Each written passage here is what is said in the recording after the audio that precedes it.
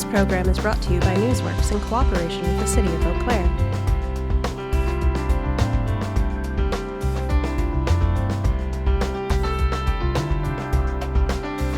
This program is simulcast on WRFP-LP 101.9 FM. I'll call the January meeting of the Waterways and Parks Commission meeting to order. First item on the agenda is approval minutes from the November 13th, 2019 meeting.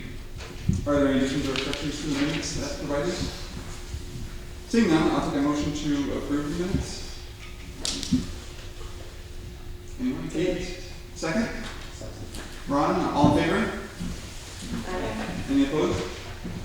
Okay, the minutes are approved. Second item on the agenda is welcoming new commission member Jessica Schoen. Welcome to the commission. If you'd like, you can tell us a little bit about yourself and how you became interested in being on the Waterways and Parks Commission. Sure. Yeah, so Josh did give me a heads up that I was expected to give a little bit of an elevator pitch about who I am, a little bit about my background. I'm Jessica Schoen. I live in the city of Eau Claire. I've been here for just under 2 years.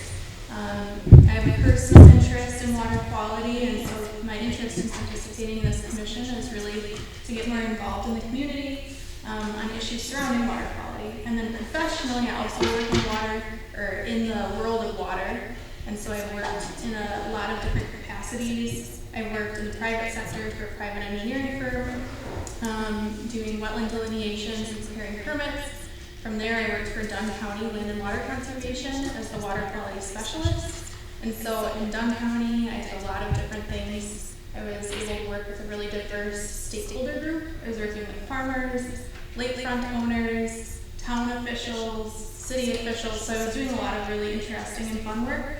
And then more recently, I've accepted a position with the Wisconsin DNR. And so I'm a water management specialist covering about 15 counties, specializing in compliance and enforcement. And so I have a professional role currently working kind of in the west and southern portion of Wisconsin, focusing on wetland and waterway agreements. So there's my elevator pitch. I'm excited to be here. Okay. Great, excellent. Yeah, welcome. Next item on the agenda is recognition. That will be done by Jeff. Yes. If I could ask Mr. Von Hayden to step forward.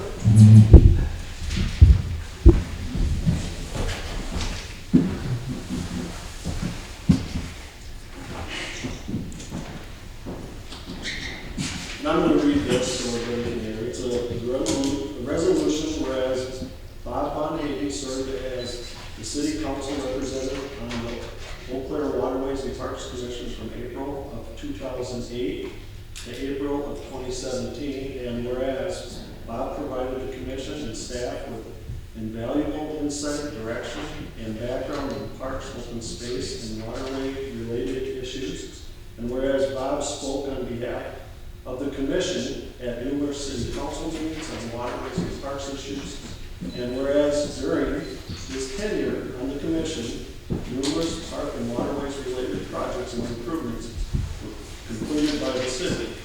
Now therefore, be it resolved that the Eau Claire Waterways and Parks Commission and staff acknowledges time, enthusiasm, and dedication of Bob Von Hayden as a member of the Commission from 2008 to 2017.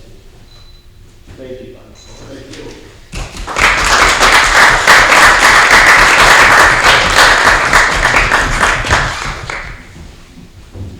Appreciate this. This was one of the commissions that I enjoyed the most because we live just above Rodney Gun Park and Half Moon Lake in those areas, and we spent a lot of time with that in Carson Park, and we're still involved with the Friends of Half Moon Lake that keep promoting water quality in the lake. And years ago, the quality of this young lady that just made her presentation would be proud to hear that quality of the water in the lake is greatly improved. We still got a ways to go, and we got a number of people pushing and working for it. And so, you members of the Waterways and Parks Commission, keep up the good work and make our lakes and waterways much better. Thank you.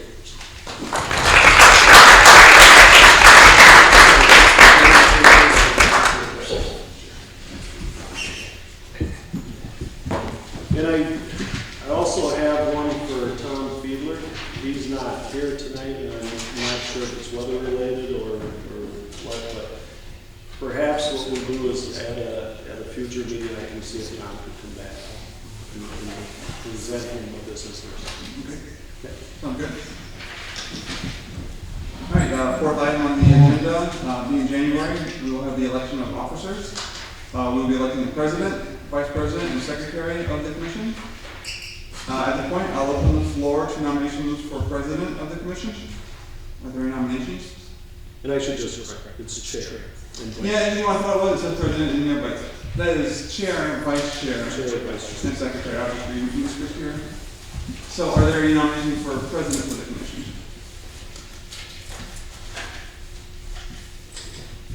I feel like you can maybe continue, right? So I nominate Okay. Miller. I accept the nomination. Are there any other nominations? Any other nominations? Seeing none, I accept the nomination and we'll, I guess, vote. All in favor? Aye. Any opposed? Okay. Thank you. I will continue as chair for this hearing. Next item will be the vice chair. Are there nominations for vice chair of the commission? Can you clarify who's currently vice chair? Well, I believe it was Tom, but he is no longer commission, so it is an open position at this point. And so, we'll take nominations for vice chair.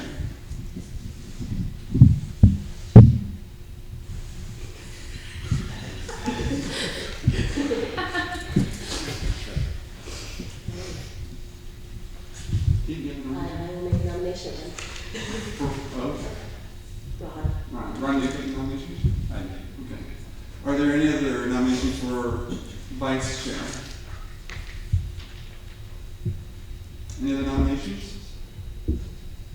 Seeing none, we will vote for Ron to be vice chair of the commission. All in favor, say aye. Aye. Any opposed? Okay, congratulations, Ron, vice chair. And lastly, secretary of the commission. I nominate Meredith nominates Susan Cloud. Do you accept the nomination? Yes. Okay. Susan's been nominated. Are there any other nominations?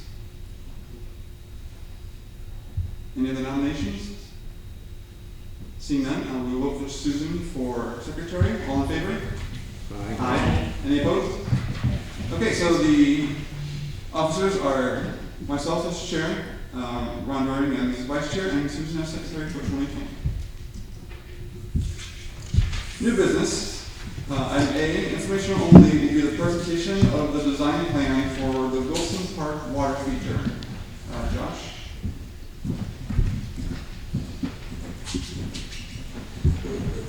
Thank you very much. Just gonna keep that.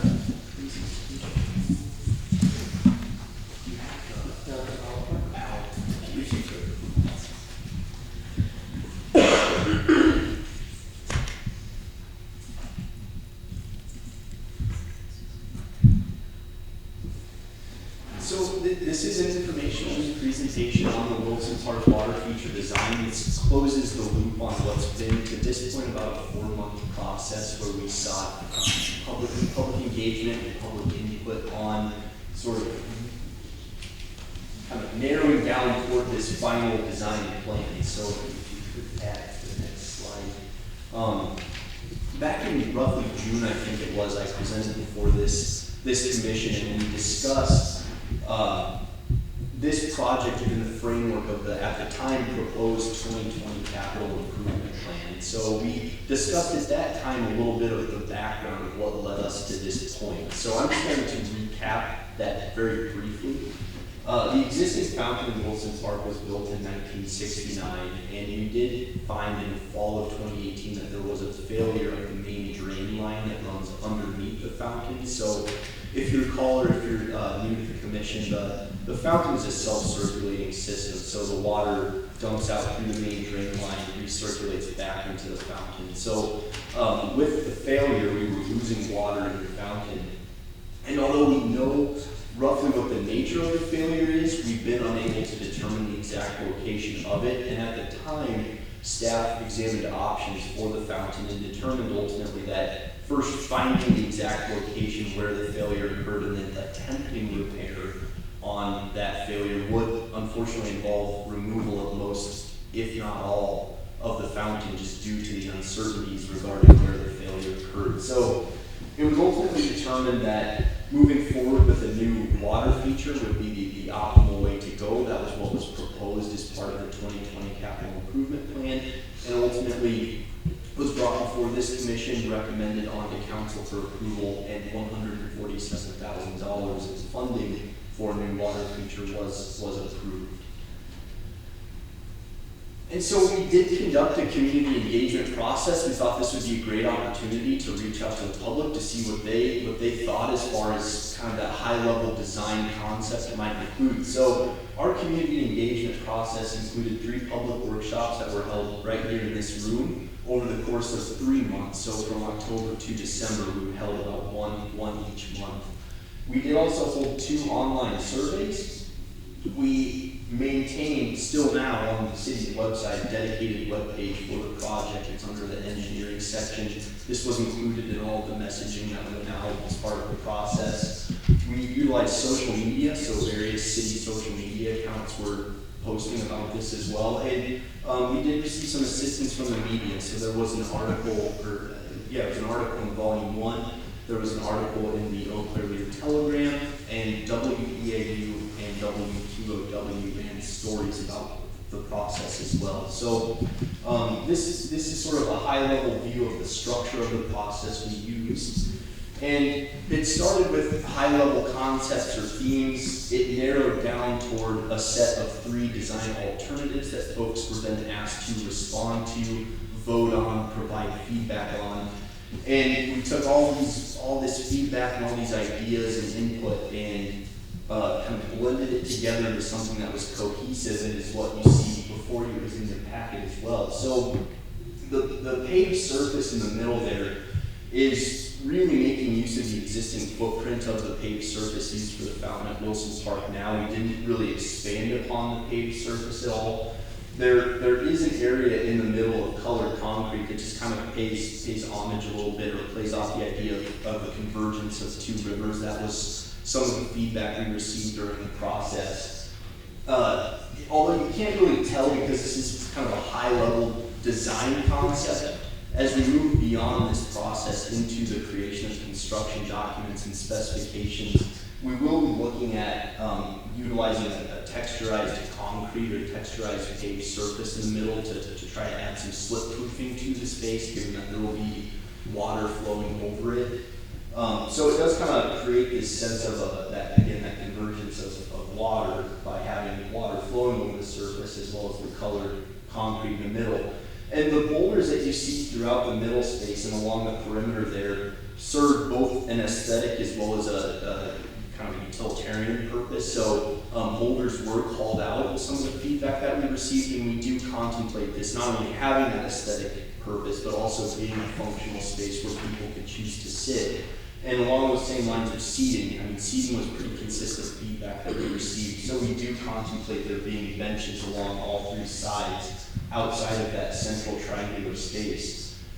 The accent planting that's called out along the edges of that triangular space is really just making use of what's already there. That's just simply not really going away. It's just going to be amplified. And that was also referenced in the feedback that we received. The outside edges will have a low and gradual burn, and I'll kind of get back to the low and gradual burn in a minute or 2. But so we do contemplate there being some slightly raised berms along the outside to kind of frame the space. In keeping cost in mind, rather than expanding the paved surface, we did go with more of a natural feel, which is also consistent with the feedback that we received, but it does allow us to still frame that space. And so you also see concrete bands along the outside that essentially accomplish the same thing, and we do have boulders resting upon those as well. Possibly not the exact locations where those will end up going. Again, this is kind of that high-level design concept plan here, but And we are making continued use of the old age sculpture that's there. That was also within a lot of the feedback that you received. So if you can go on to the next slide, Pat. This is just sort of a perspective or a kind of eye-level view of what you may see here, and kind of just a way in which you can imagine that space being used. In keeping costs, not only from our upfront capital investment in mind, but the operating and maintenance costs moving forward. As we get into that construction document development and specifications development, we will be keeping in mind how much and how frequently the water is flowing there in an effort to keep costs, be fiscally responsible, I guess, with our costs, especially relative to what we estimate has been spent, or at least the activity level of staff that's been required at the park when the existing fountain was in operation. But this gives you a sense of what you might see on a typical day in your area.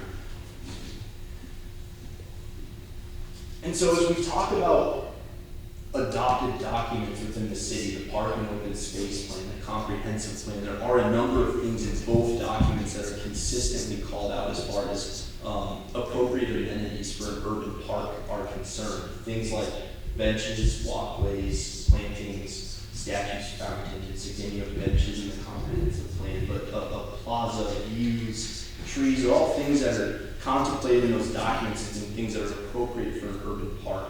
And Wilson Park is obviously classified as an urban park. So, we really feel that through this process we've come up with this design plan that checks most, if not all, of those boxes as called for in existing adopted documents of the city.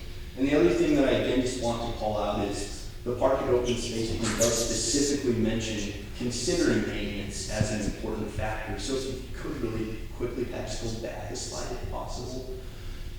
And I just want to go back to the berms, like I said a minute ago I would. And the reason I want to is that by keeping those berms kind of low and gentle in terms of their grade or their slope, that was a product of working with our parks maintenance division within the city, within the community services department, to talk to them about what it would take to maintain this space. And when it comes to mowing, that was something that was discussed, was keeping it a low enough height to accomplish kind of framing space, but being sensitive to the maintenance that's going to be required there and the time that it takes and ultimately the cost. So you can jump at a couple slides then.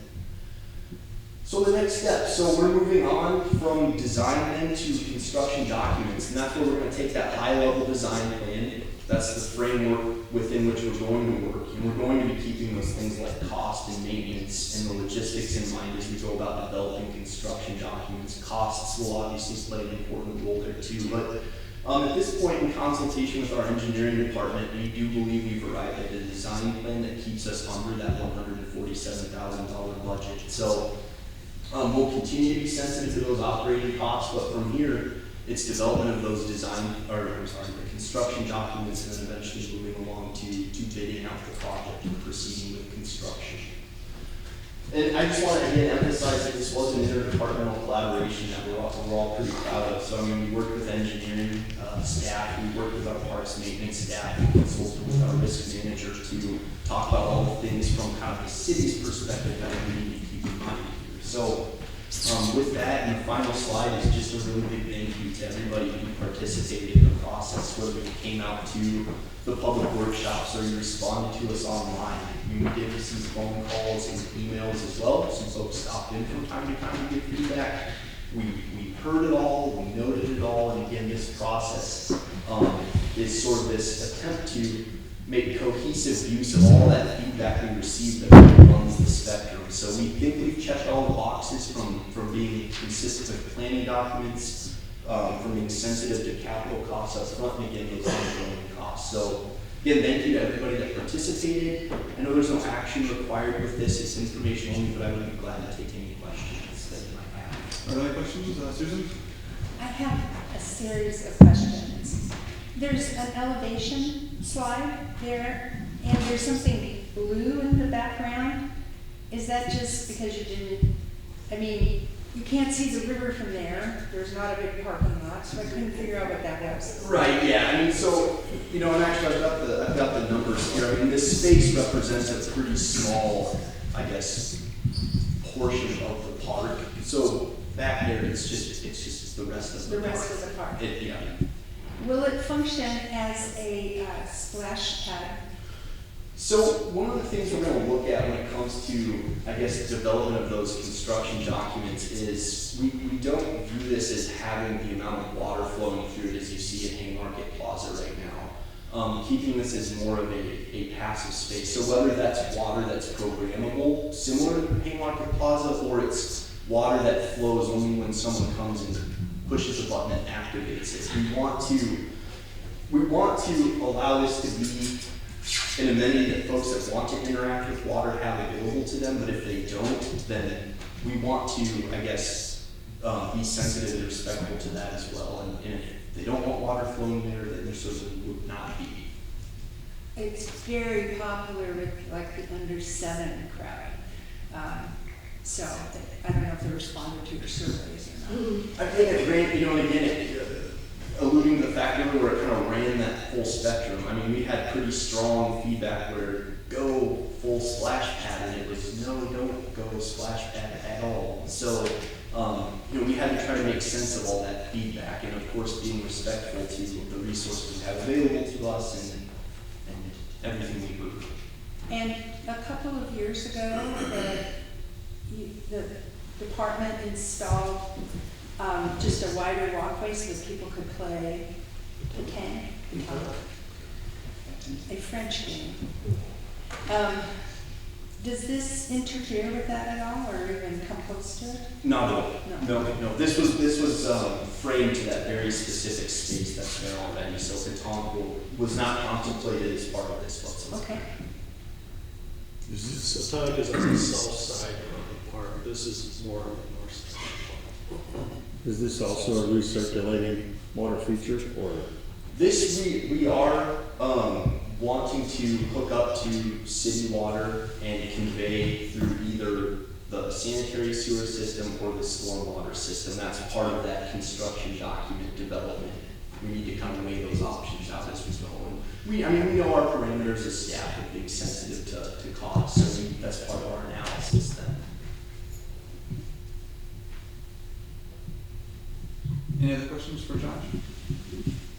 So the current only has a fountain. I was expecting, not knowing that, I thought we'd be to redesign a fountain, but that's obviously not the case. Was that one of the proposed items and people just didn't care for that, or was that ever an idea? One of the options did look much more like a traditional fountain. It was concept A of the 3, if I recall correctly, and it actually did receive the lowest amount of votes of the 3 options proposed. So, you know, there certainly was some discussion about that, but it did seem like the fairly consistent feedback that we received was moving in a slightly different direction and having more of, you know, what you see here, which is kind of a decentralized plaza/water feature. Any other questions for Josh? Okay, thank you for the presentation. And as he stated, this was information only, so there was no action for the committee on this item. Moving to item B of new business will be recommendation to update the downtown Riverwalk Trail between Barstow Street and Farwell Street. Dave? Thank you. First of 3 by Dave. Yep, we have 3 pretty exciting, not all parks features, but more recreation projects this summer in addition to our CIP projects that we have. So the first one is the part of the downtown Riverwalk. That project was approved and started construction. The first stretch is done of the Riverwalk, and it goes along the Haymarket Plaza building, or Haymarket Landing building, and then it goes through Haymarket Plaza. We started construction from Grand Avenue to the north, and the ultimate Riverwalk will start at Lake Street, go to Haymarket Plaza, and then go from Haymarket Plaza to Dewey Street and hook up across from the Eskridge Trail. So the portion that we are here today looking at is the portion between Barstow Street and Dewey Street that was previously approved, and this one It was previously approved last year.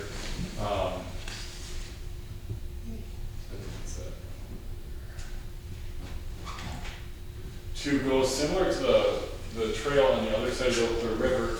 It's at grade with the parking lot here, and each one of these blocks is a landing that going down to get under the Farwell Street Bridge to match the underpass here, and then it comes up at grade and it connects in with Dewey Street, only this is actually slightly over across from the S Bridge Trail.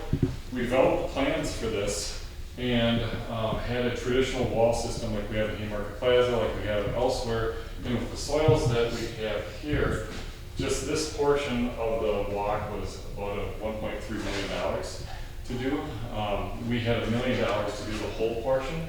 So we went back to the drawing board we obviously couldn't afford that. That's about 3 times the cost of what we originally planned for it. So we worked with an engineering firm to come up with some different concepts with geosynthetic reinforced fill in this area to help bridge the porous soils material. But doing that, the trail, to get a trail that would fit in here that we think will be within our budget, it ends up being at grade. So because the trail previously went under Farwell Street, and now it will go from Barstow Street, or it's proposed to go from Barstow Street to Farwell Street and connect to the sidewalk. And then at some point in the future, when the library expansion is done, we'll explore how this trail connection interacts here, whether it comes through here and filters through the library, or if it's more of a traditional trail along the water. Then they'll connect, and we do have a way to get underneath the bridge in the future, so we still would have that grade separation. Can you go back to the first picture then?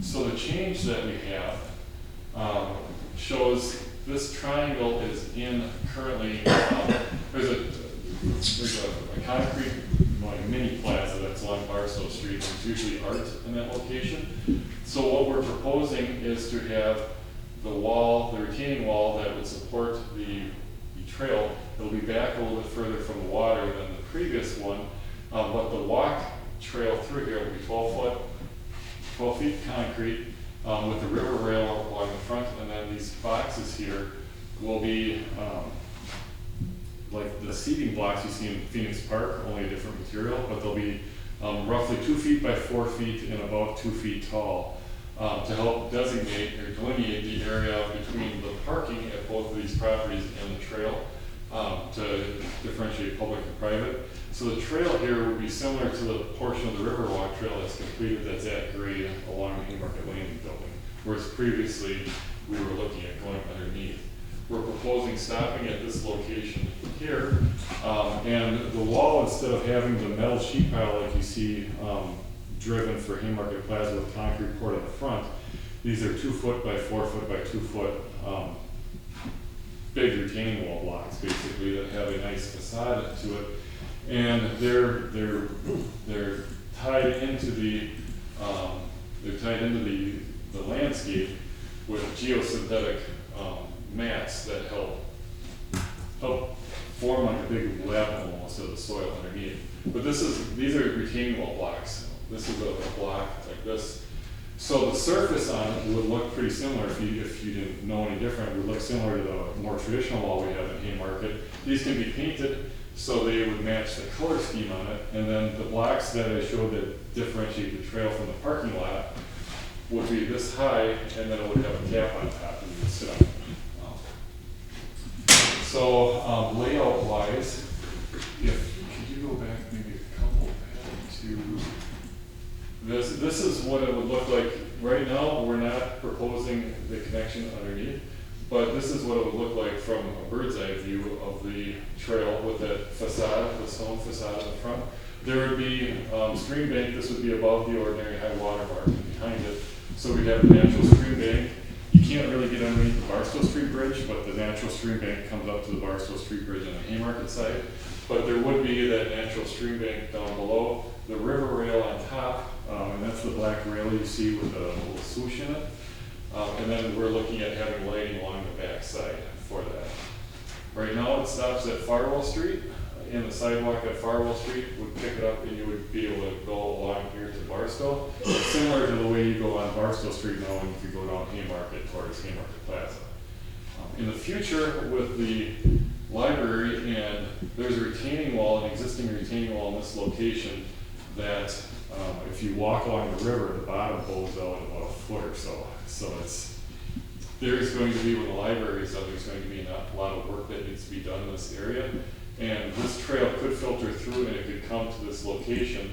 And then we have, a mini plaza space down below where you could come downstairs, have some benches, and this could be larger.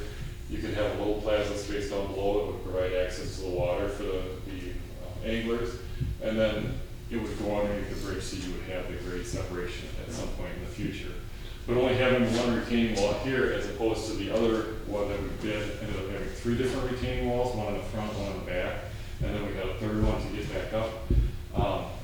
In the geosynthetics instead of the sheet pile, we're hoping that this will come in well within our budget that we're looking for. So, will there be bike access with the when there's access underneath the bridge? So with this here, it could be you won't have it where you'll have to dismount. Mm-hmm. So this could include a runnel on it, but to get like our original design had it where you could bike underneath there. The bike, if you were to bike across here, we're not going to try and promote any kind of crossing of mid-block crossing at Farwell Street.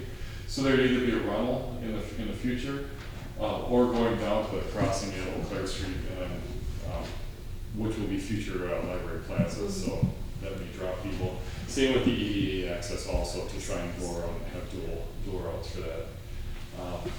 Our goal originally was to try and make it so it was all ADA accessible, but the bids that we received in December were pretty high for that. So, any other questions? Jessica? I may have missed it. What was the total estimate for them, the revised design? We're looking at about between $400,000 and $500,000 for the revised, which would get us right in line with the $1 million that we originally had for the both blocks. We'll end up lapsing the funds. We're not spending the remainder of the funds, and then we'll request those in the future with the library to do the other portion of it. Susan? Are you using the word runnel? Yes. Is that something? Yeah, we built one on the bottom of State Street Hill. We have stairs that go down to Putnam Park. So you can walk down and you can hold on your bike, and there's a little channel for you to run your bike down. Okay. So it makes it a little bit easier than you just throwing it on your back, but it's not as easy, obviously, as staying mounted on your bike. Okay. We've got pretty good feedback, so we're going to continue to try to promote those. So the stairs descending down on Farwell wouldn't be done until the other side? Correct. Okay. And then, so the prohibited part was the sloping downward, but this is, with the stair, that's the more affordable option? Yes, so what we will have, is there one just before this that doesn't have the stairs, or it's in the packet? Right here. So this is what we're proposing to construct right now without this. And then the stairs would come in here, and we'd have additional blocks that would match these, that would help construct that. But because there isn't a trail on the other side, it would just provide access underneath the bridge. We had concerns for septic and safety, and we didn't want to provide the access at that point for it, but there is definitely a possibility to add something that's more positive than just the stairs that go underneath there, but we want to have benches, landscaping, possibly a couple of locations for benches. So this we're hoping will be very similar to what is running along Haymarket Landing when we're done. Only instead of a building behind it, you have parking spaces. Susan? The parking lot there, is that privately owned? Correct. Yep. This is one parking lot owned by this building, and then this parking lot is owned by the owner of these buildings here. So it doesn't exactly have the design aesthetic of some of the other things you've been building. Is there any chance the owner might like to landscape it? Well, the owner of this building actually is looking at dedicating, he owns all the way down to the river, so he's looking at deeding over to the city of the land to do this on here, and he does have plans to improve this. I don't know if that's the case over here. But at least here, this could be has the potential for an exciting area. Jessica? So, I guess this aerial photo that we're looking at maybe is deceiving. How much vegetation will need to be cleared, and will you be able to salvage any of the trees and other greenery? This vegetation from here back is cleared. We had a wall here before it fell in, and so this is all existing riprap through here. There are a couple of cottonwood trees that we're trying to salvage around. We always don't promise that we'll be able to save all of those, but when our other projects, when we've worked with the DNR, we like river birch, and there are some invasives in here. We get some of the Siberian elms and I forget the other invasives on here, but there is a couple of, I think there's two real nice cottonwood trees that are in there that we try to get around if we can, but it gets tough. This design ends up keeping it back because we're not out as far as the original design, so we have a higher probability of it, but I can't tell you the exact number until we start construction on it. Thank you. Is there gonna be a barrier on the firewall side, because people coming down on like a bike might not fully realize? That's something that we're looking at. How do you prevent people from going? Because yeah, Barstow is much less traffic, and the firewall has much higher traffic, and some physical barriers would probably be there, I would imagine. It's hard, if you have a physical barrier to prevent people from going this way, then it becomes a barrier when you're going that way. If you hook it with the handlebars, or if you put bollards across or something. So, one thing we looked at possibly flaring that out and having an accurate planter bed or a small something with some daylilies in there that wouldn't be a maintenance headache, and if you hit it, it wouldn't be like a hard metal type thing. But that's definitely one thing, especially when there's a destination on the other side, that we thought if that plaza was expanded, that gives you a better chance to try and focus people down there. But that's one thing that we're exploring on there, or we have to address retroactively too, or I guess when it's done. That was a concern of ours, because traffic, we are having people cross mid-block here, but Barstow's a lot calmer traffic stream when you have a firewall. Any other questions for Dave about the river walk trail? Okay, if not, is there a recommendation to approve the update to the downtown Riverwalk Trail? As presented. Motion to approve? Kate, is there a second to approve? Jessica, is there any discussion among the community about the motion? Seeing none, we'll take a vote. All in favor, say aye. Aye. Any opposed? Okay, the recommendation is approved.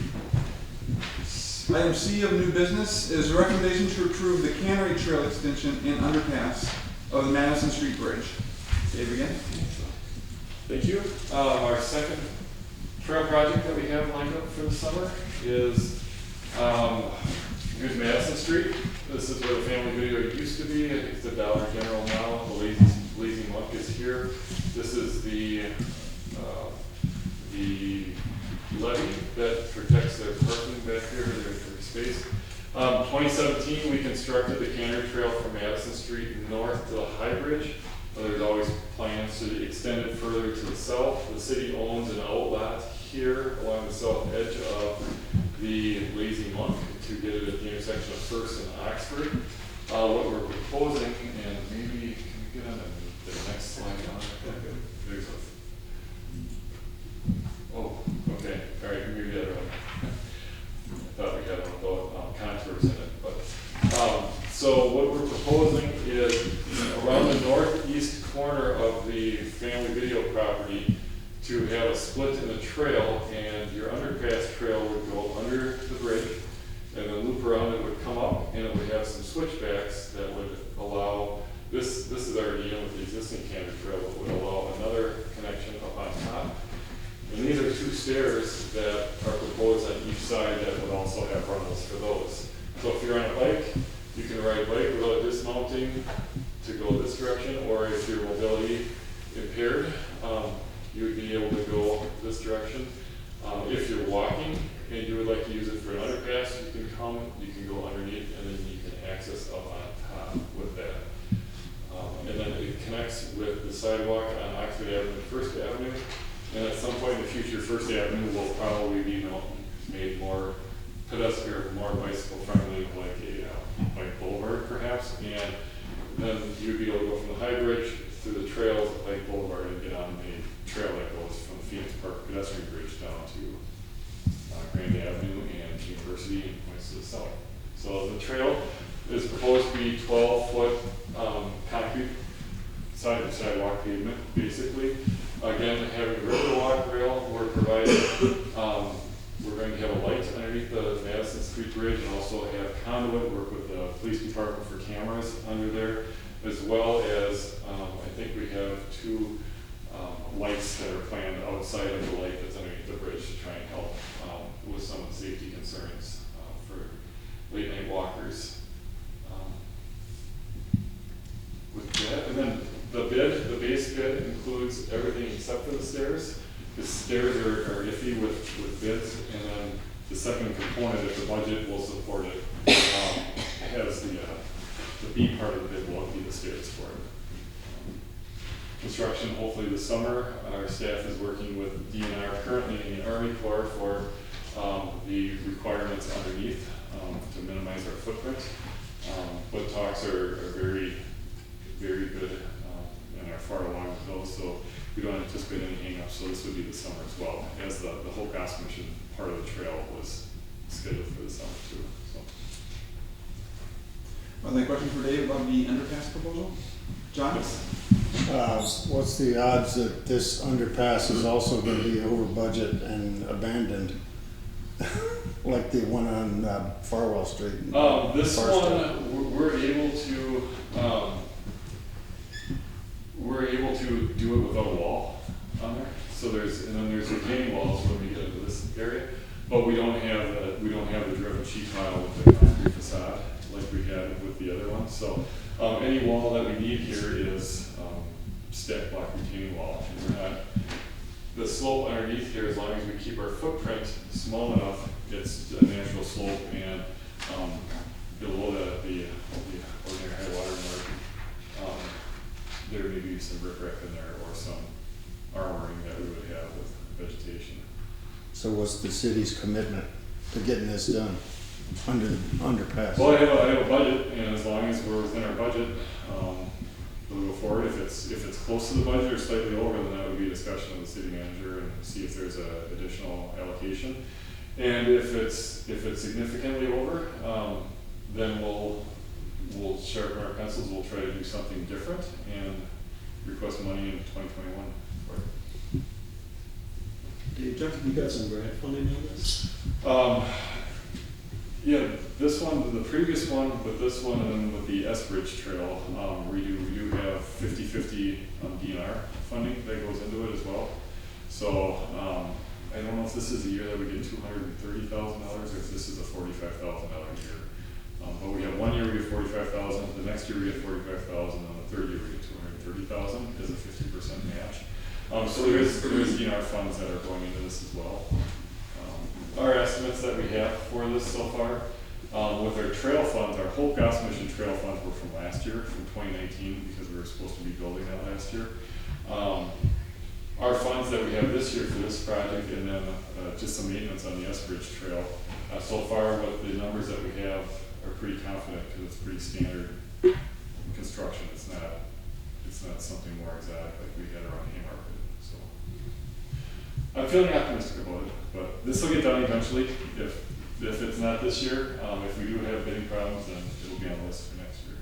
Susan? You made a couple references to the Hope Gospel Trail. What is that reference? That's just what we call it, because it's by the Hope Gospel Mission building. It's like our identifier. It's the former Hope? The former Hope Gospel Mission building. It's officially the River Walk, but we have the Haymarket portion, we have the Grand Avenue portion. That's okay. Kind of What's the elevation at the minimum compared to the flood level? Because like on Oak Cliff River, during high water, that the underpass floods over. Will this be susceptible to that, or is it higher? This will be very similar to the underpass on the other side. Mm-hmm. So this will be closed the same time that the underpass by the farmers market closes. Yeah. I forget what the elevation is. 767. 767. Okay, so Normally the river in the summer is around 760 or so, high 750s. The water for the Chippewa River. Oh, it's usually about 760, 759, I mean, during normal. So it'll be about. It'll be susceptible to closures like the other ones are? Yeah, okay. Yeah. We don't physically have enough room to keep clearance from the trail to the bottom girders. So unfortunately, we're constrained in some areas to close them, half dozen times a year or whatever it is. Any other questions for Dave on the underpass? If not, is there a motion to approve recommendation of the extension as proposed? So moved. John, is there a second? I'll second. Ron, is there any discussion on the committee? If not, take a vote. All in favor, please say aye. Aye. Any opposed? Okay, the recommendation is approved. Item D on new business is recommendation to approve the proposed Riverview Drive CIP project adjacent to Riverview Park.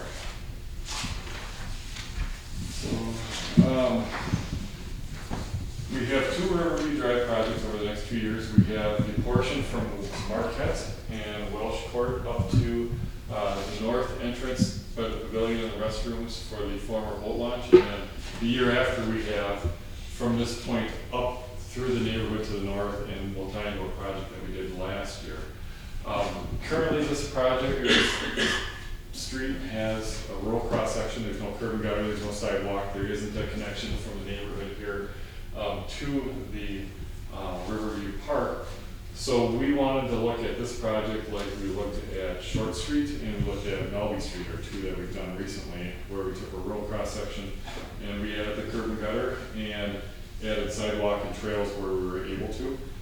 So the project that we have, we're proposing a 34-foot wide street going through there, which is enough room for a lane of traffic each direction and a bike lane in the future to be striped or marked on each side, starting from the intersection of Welsh Court going all the way through this location. I don't know that we're going to recommend putting the bike symbols in right away until the neighborhood to the north and the project is continued to see if this is going to be a route that would want to have on-street bike lanes to help those commuters. The difference that I've found since I've been at the city is we have a trail along the side here, a multi-use trail that will facilitate bicycles, and that's more of a recreational user, and then more of the transportation users of bicycles to get to and from work, and commuters like the on-street lanes. So this will be set up to be an on-street bike corridor. We're proposing a sidewalk along the west side of Riverview Drive, and once we get out of the area with these three houses, we're proposing a multi-use trail, a wider trail along the east side that would allow for runners and so forth to get up and access into the well fields and the trails in that location, but also continue up to the end of the project. And if the neighborhood to the north that doesn't have bicycle and pedestrian accommodations, if that project is approved, including those to the, including links to the park and the neighborhood to the south, this would be the connection point to extend into that other neighborhood and make it more connected.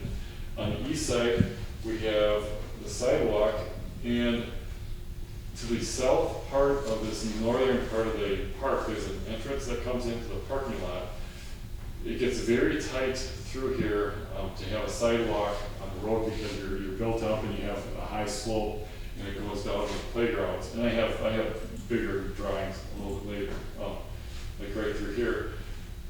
If we were to keep the sidewalk along the side here, we lose the trees that are here and we have to fill and widen a lot more. So we took the sidewalk and proposed having it go through the park, so if people are crossing, and we're looking at having a couple of crossings that would have the RRFDs that are the push button yellow lights you see on Brackett Avenue and Harding Avenue Hill and Farwell Street and on State Street.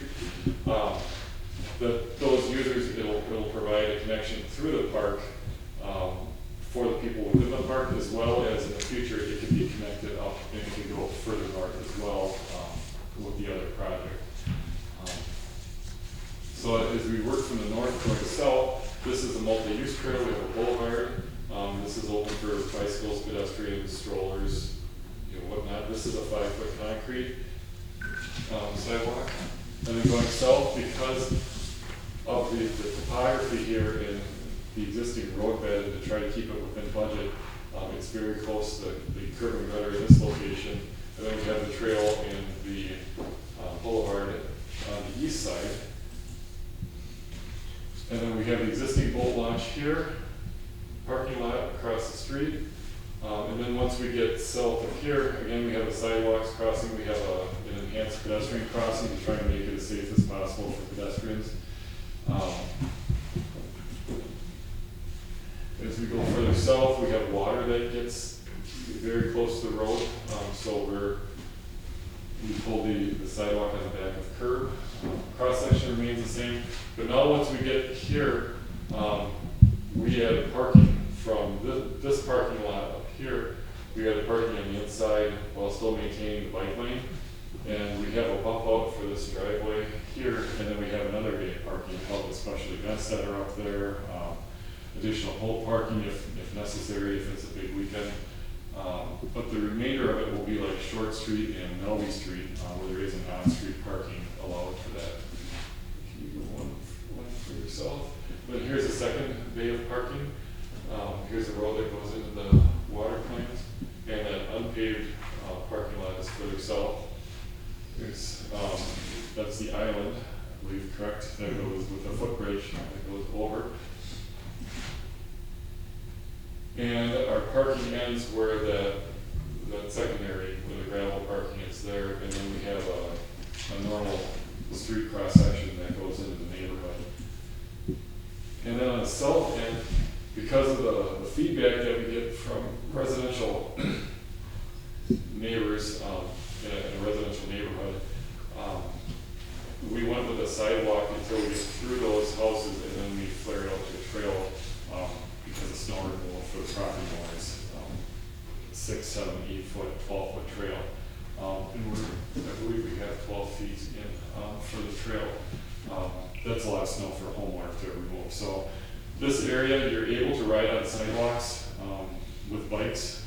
It's not an ordinance prohibited area where you can't be on sidewalks with bikes. So bicyclists are able to use the sidewalks either side, or there is room on the street that they can share the pavement as well. Construction on this likely would start this year, late June, early July, and go through the end of the year. And then the big portion of this is replacing utilities underneath it. Any questions? We're ready. Kate? So on a long trail like that goes down a long road, sometimes it can be helpful to have like bike-specific cutouts in certain areas. I don't know, I didn't really look for it, so I don't know if that was already on there, but Like a little waiting area off to the side? No, cutouts into the street. So if there's if you're going down the trail and there's like a boat landing on the other side of the road, a bike cutout for people to, I guess you wouldn't need to go to the boat landing, but there were a couple of crossings that were proposed, but I guess we could look at, if there is a need and a desire. And this did go to BPAC yesterday. I'm not sure if I haven't heard from our engineer that represents us there back. We do have, this is what you're referring to, like only possibly more. Yeah, and in places where bicyclists might want to get off onto the road or cross the road where there might not be a cutout already. That's happened when I've been on my bike. There have been times where I'm like, I want to like hop off the trail to get across the road or something, and there's no cutout. So similar to like we have on State Street when we're approaching the roundabout on top at Lexington, there where you can't get out of your lane, you can go. Oh, okay. That's something that we can. Susan? Well, this is one of the areas where there was a lot of problem about geese, right? The overpopulation of geese in the area. Am I in the right place? Yeah, that's one of our areas that we have some issues. So how's the geese problem coming along? Is it responding well to? The next presentation, you're gonna get some information on that. Okay. But might that affect usage or your plans? Does it include things that might help with the geese population? I think with the, correct me if I'm wrong, I think the focus for geese are either oiling the shell, the eggs, or maintaining vegetation along the water's edge. They don't like it if they can't see if they come in. We weren't doing anything specific around here. There are a couple of areas where the water does get close. I guess I haven't really thought a whole lot. We may get in a couple of spots, there may be goose feces out there. Just guessing, yes. I think it's probably a bigger concern when you get into the, It's more by the playground and stuff. So, Maybe we can sign no geese. yes, they're very responsive to signage. Any other questions for Dave on this presentation? And we're looking at bringing this to the city council for public hearing the first meetings in February. So if people are interested in coming to that meeting, I think February 11th is the public hearing, and then February 12th would be the vote for that. So Okay, thank you. And I forgot to go on the first two items. Are there any members of the public that want to address the commission regarding this matter? I neglected to ask that on the first two items. I hope nobody wanted to say anything about those. If not, I would take a recommendation from the commission to approve the review draft proposal. Any motions to approve? Mary, is there a second? Second. John. Is there any further discussion among the committee, the commission? Seeing none, we'll take a vote. All in favor, please say aye. Aye. Any opposed? Okay, the recommendation is approved. Item E under new business is recommendation to approve the update of the Half Moon Lake Water Quality Management Plan. Good evening. Tonight, we're bringing an update to our Half Moon Lake Water Management Plan. And we've had, typically we wait till the end to thank the community group, but I'm going to do that first. So looking at, we brought, next slide, we brought together a community partnership team that worked together to update our plan from 2010. And we had several folks from all the way from the Friends of Half Moon Lake, the DNR working with us, the University, Randall Park Neighborhood Association, Eau Claire School District. We reached out to Mayo Hospital. Again, these are all folks that have a relationship with the lake, and it's very important that we have that community commitment, and we'll talk about that a little bit later. But I'm going to recognize some of the folks that are here tonight that were part of that group that helped out. Bob and Penny Von Hayden are here. They're Friends of Half Moon Lake. We got Mr. Buzz Sorge from, he's a retired DNR lake specialist, and now he's helping us as a consultant on this update to this plan. And I'm going to say this a couple times because this plan is very important. It's actually a plan that is needed so we can obtain and secure grant funding for the lake. And what you're going to see tonight is really a success story. But we're not there yet. I mean, we're setting goals and recommendations to get to another level. But it really is a success story when you see what has happened to the lake. So what was the community partnerships role? It was to provide feedback and support to establish water quality goals for Half Moon Lake and recommending specific actions needed to reach these goals. Updating of the 2010 Half Moon Lake Water Quality Report, as I mentioned before, and then also continue as ambassadors to Half Moon Lake and support the efforts that the city has put in, because without that community commitment and effort, our effort is likely not going to succeed. And same, they need us also. Talk a little bit of history about Half Moon Lake. It's a oxbow lake that was cut off by the Chippewa River. It's 154 acres in size. Maximum depth, I believe it's 13 feet, and average depth about 8 feet. So it was used by the lumber industry in the 1800s and probably a little bit in the early 1900s. And that left some problems with the lake. We've had a long history of water quality concerns with the lake. And part of that is certainly the sediments that were left behind from the logging industry. This is a picture of what it looked like on Half Moon Lake. This is where the beach is right now. This is looking from the north side of the lake. This is where the peninsula comes out. But this is essentially where the beach is now. And you can see, I mean, it was full of logs. I mean, that was the time. And what's amazing here, this is Mount Tom. And one thing you don't see much is in the area, the loggers did a really good job. I mean, they cut trees down, and that's what that is. When the loggers came to this area, they thought they had enough trees in this area to cut for hundreds of years. They said it'd be 100 years before they got them down. They had them down in less than 50. So, and then because we had the water quality issues, the Citizens Task Force was created to address these issues in 2001, which created the 2002 Half Moon Lake Water Quality Report. Since then, we've done an update in 2010, and today we're looking at the update for 2020. This is what the lake used to look like, and this was not uncommon. This was a very common sight through the 80s, 90s, and this was actually, these pictures were taken in 2009, so that's not that long ago. And we've seen a great transformation from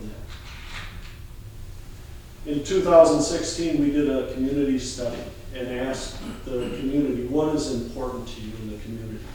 Half Moon Lake was one of the top vote getters as being a facility that we should take care of, and that is very important to the community. And what is most important to certain households, 19% of the households voted that Half Moon Lake was very important to them. It touched them in some way. They were using it in some way. So it was very important that we maintain this unique lake that's in the middle of a population of 70,000 folks, and you don't see that very often. I mean, you know, oxbow lakes are cut off from the river channel, but it's a great resource for us. So what are some of the accomplishments? I thought it's important to talk about the accomplishments that were made since this was from the 2002 report to 2010. There was a creation of the Friends of Half Moon Lake in 2003. We increased street sweeping that was initiated in 2003. We've been doing this ever since. We've been sweeping the watershed of Half Moon Lake 14 times per year. Once the snow and ice get off the streets, we're sweeping it up. One is because we put a lot of sand on the street during the winter time, and we want to make sure that doesn't end up in the lake.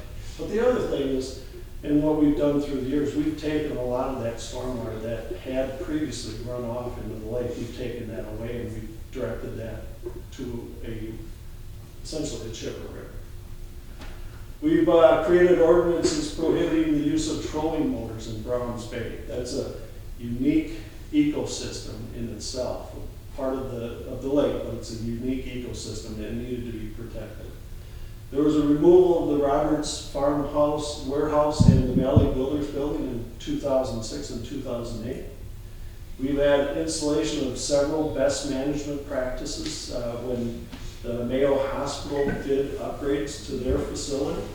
They worked with us so they could actually make sure that runoff water was actually going through some type of filtering, some type of retention before it got into the lake, so it filtered any of the sediments that were in the water. And then we did a relocation of the ski sprites to Lake Altoona in 2007.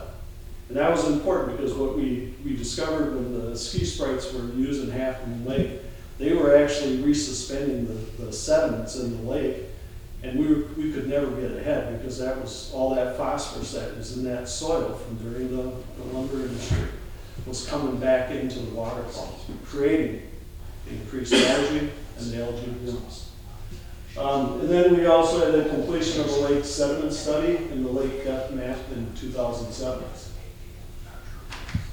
In 2009, we did an application for the herbicide treatment to get rid of the Eurasian milfoil. We did that 1 year, we got rid of the Eurasian milfoil. It's an exotic, it's something that will take away all the space for native species to grow. So we did that in one application, and then we did the application of the aquathol. We call it, it's really endotol, what we use, it's the same chemical.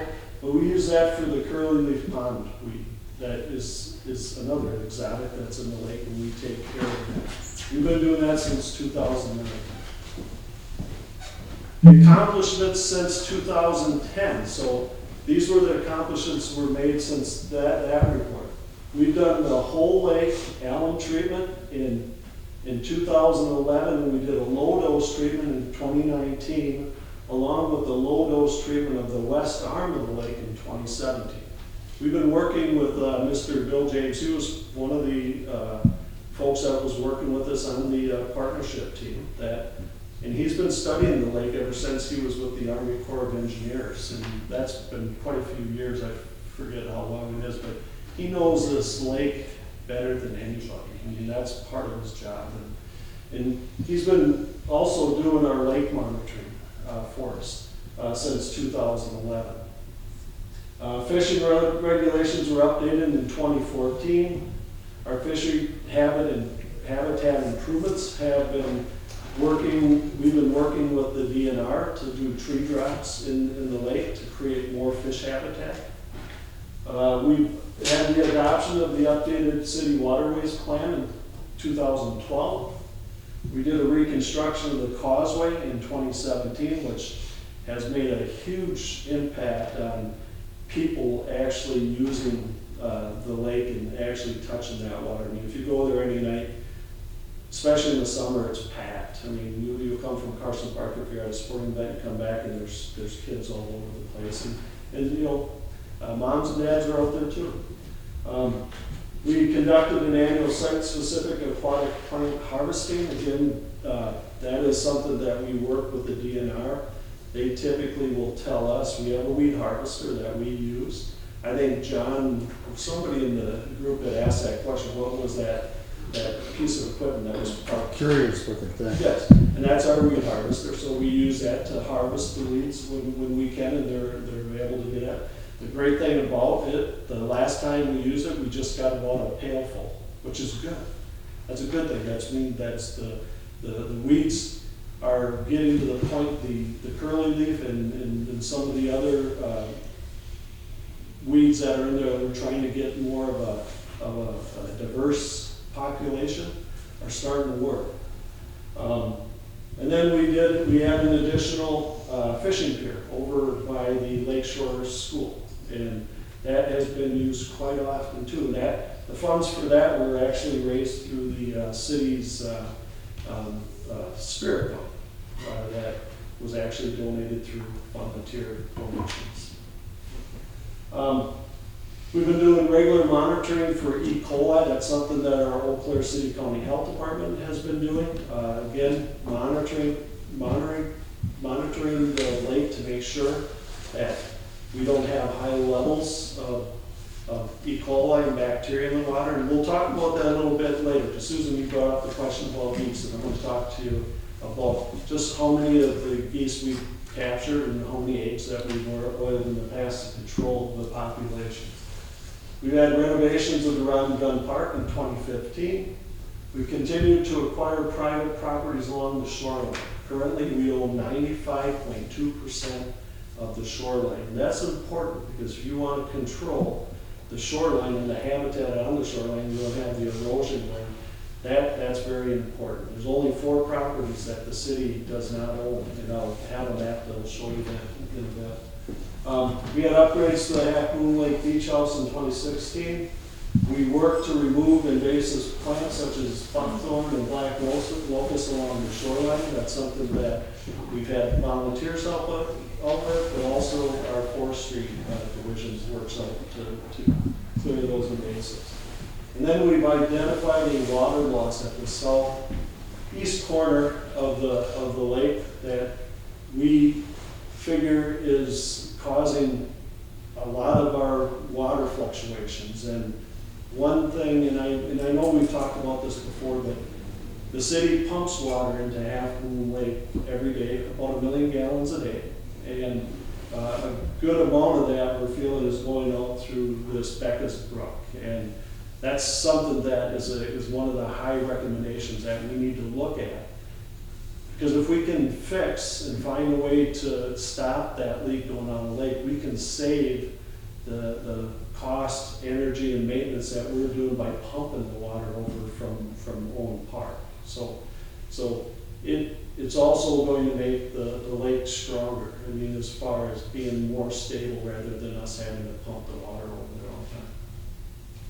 So what are the long-term goals that we're looking at? The 2002 report emphasized the importance of the lake within the community. In 1971, a report by the Half Moon Lake Restoration Committee stated, the Carson Park Half Moon Lake Complex is probably the most important single publicly owned recreation asset in Eau Claire County. And every reasonable effort should be made to upgrade the lake and its environs for this and future generations. And that's really what this plan is. It's to make sure that the lake is sustained and it's got excellent water quality for our future generations. Because quite honestly, that's what we're doing. What we do today is going to affect the future and the people that come in after us. Long-term goals is, again, these are the goals that are set forth, is to improve the water quality. This will be protected and improved as a result of the reduction in lake phosphorus concentrations. And that is what is very important about the alum treatments.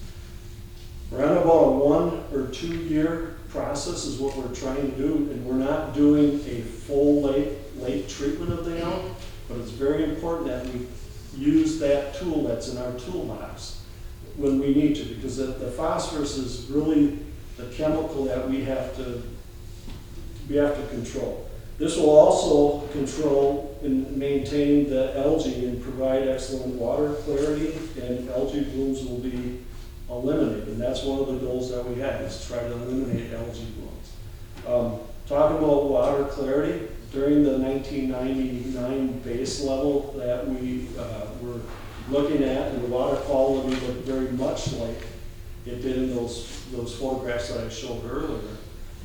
The SECI readings, and that's a disc that we put down in the water so you can determine clarity, was about 3 inches, and you lost all sight of it. It just went away. Today, we're looking at more than 3 meters, almost 10 feet, and we can still see that disc in the water.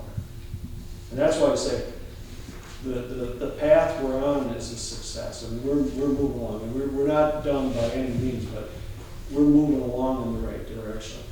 The diverse plant community, with the reduction of the curly-leaf pondweed, the lake will have the opportunity to achieve improved aquatic life habitat and plant community.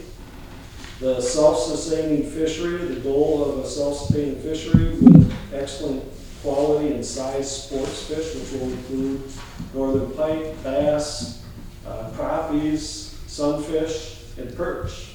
The natural, clean, healthy, and aesthetic, outstanding, and protected shoreline goal of the city is to own the entire shoreline. As I mentioned earlier, we own 95.2% of it already, but our goal really is, and it's supported by our comp plan and also our parks and open space plan. Motorboat impacts will continue to be prohibited with no combustible motorboat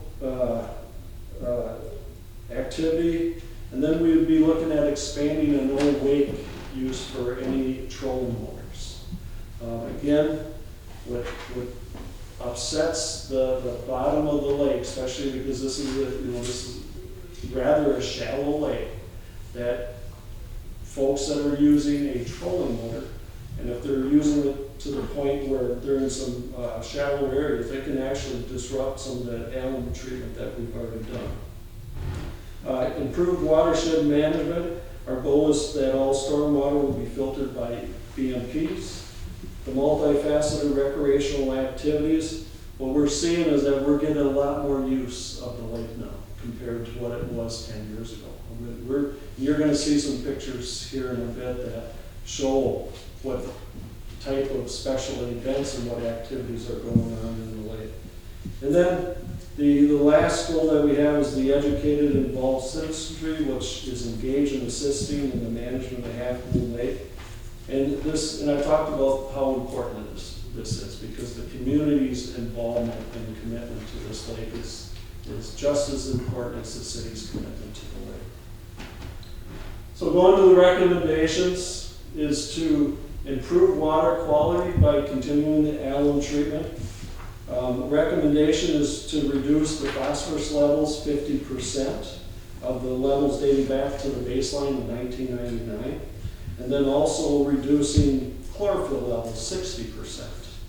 Again, the continued alum treatment on a 1 to 2 year interval will help in the reduction of the phosphorus load by harvesting krill leaf pondweed, continuing the local prohibitions, and stormwater management controls will eliminate nuisance algae blooms and reduce beach closures. The harvest, the public ownership of the shoreline, talked about that already. Very important that we maintain what we already own, but also expand it when properties become available.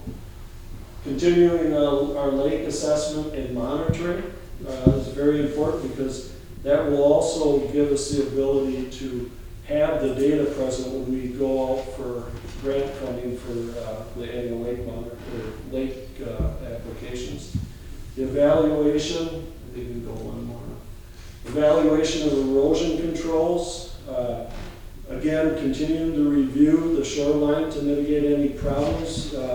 And we actually had one area, particularly on the north end, there's a storm outfall that has created some sand deposits in the lake, so we're going to look at that and see what we can do there. The shoreline and lake habitat areas with the invasive species, we want to make sure that they demand continuous attention. If we let them go, they're just going to get worse. We talked about the Bronze Bay protection. Again, a very unique ecosystem that we're dealing with there, and we need to keep protecting that. The fishery, again, recommendation is to continue to work to try to get a more diverse fishery in there, and then also look at getting some size and quality into the fish. The education involves citizens. It will consist of an annual report, expanding ecology programs, education and marketing, Earth Day events. We already do an amazing Eau Claire cleanup that we utilize and involve Half Moon Lake. Again, applying for grant funding. That's very important for continuing the treatment that we're doing on the lake.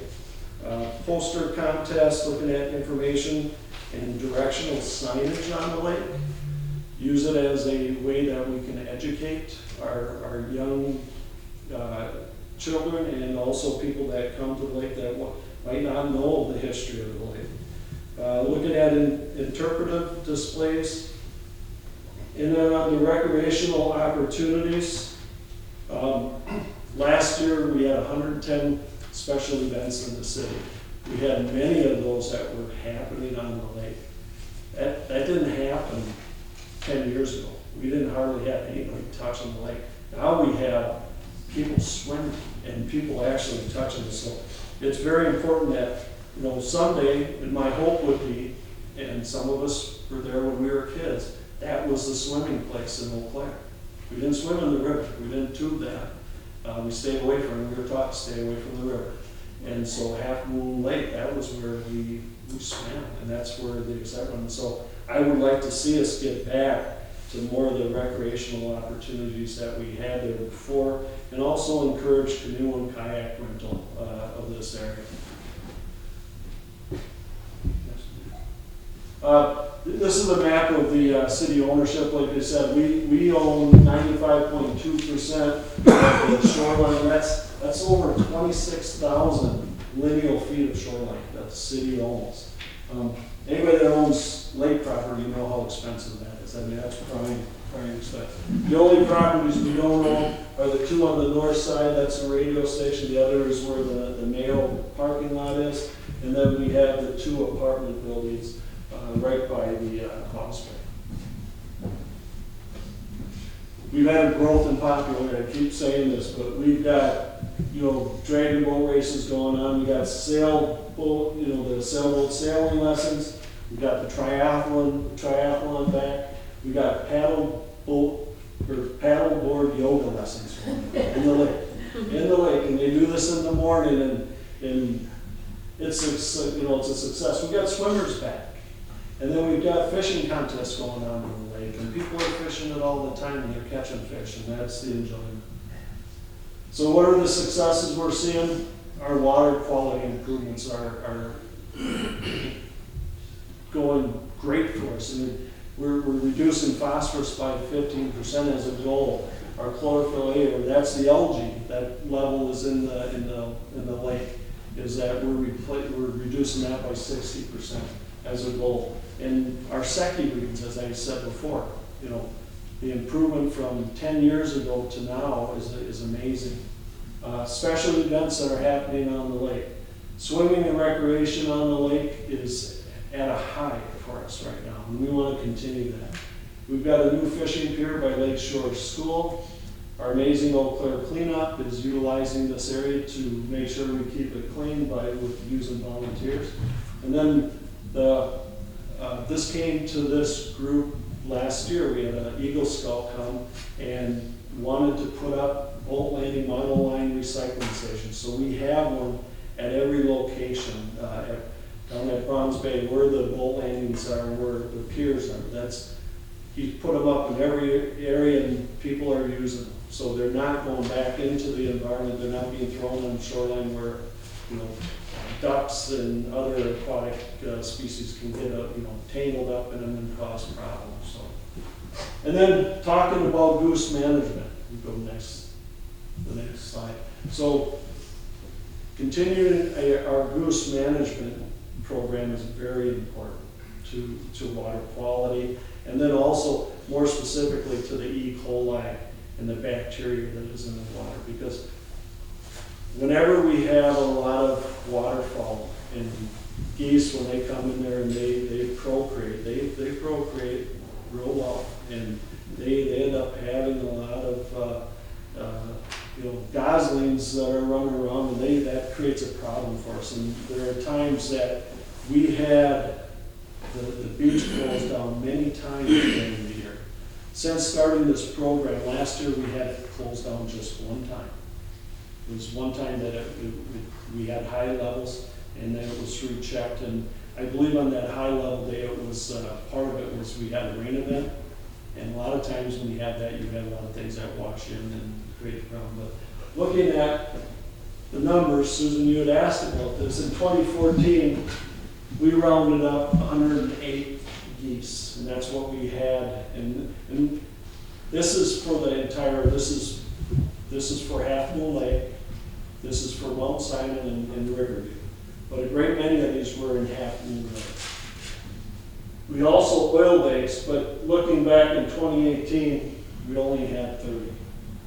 And there are studies in it, and Buzz might be able to speak to this a little bit more, but when we oil these eggs and they don't see a reproduction, after a while, those geese won't come back to that same area.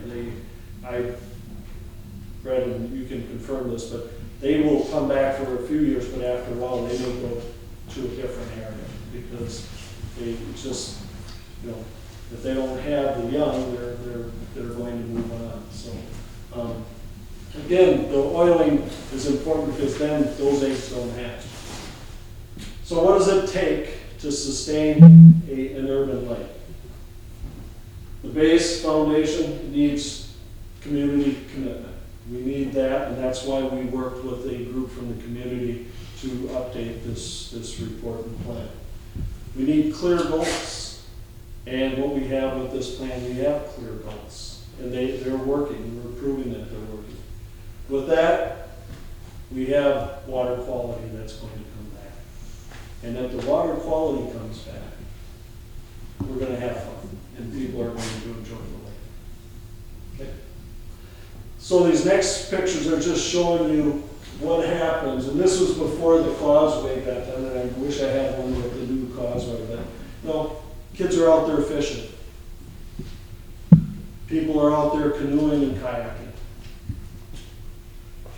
This could be a lake in any northern Wisconsin or Canada picture. I mean, you look at that, and why is that? Because we own all the shoreline.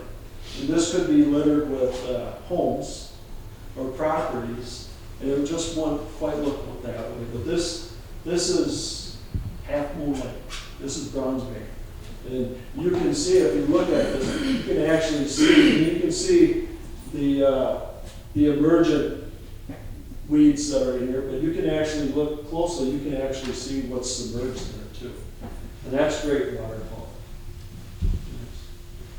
And with that, I'll leave you with that picture to ponder, and if you have any questions. I do have, Mr. Buzz Sorge is here. As I said, he's a retired DNR lake expert, and he's been our consultant on this. And if Buzz has a few words,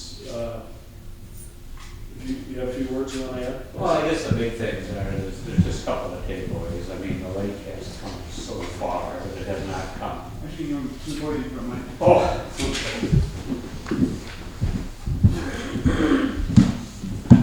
I think because of the partnership that has been developed over the last 25 years between the city, the DNR, the community, and the neighborhoods, and all the people that have really cared about Half Moon Lake and the great foundation of science that we've been able to understand.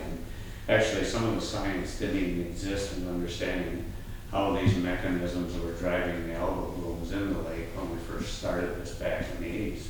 That science wasn't even developed till the 90s. And so it's been applied, it's been an adaptive management strategy along the way of applying the best science and the best community commitment to make that happen.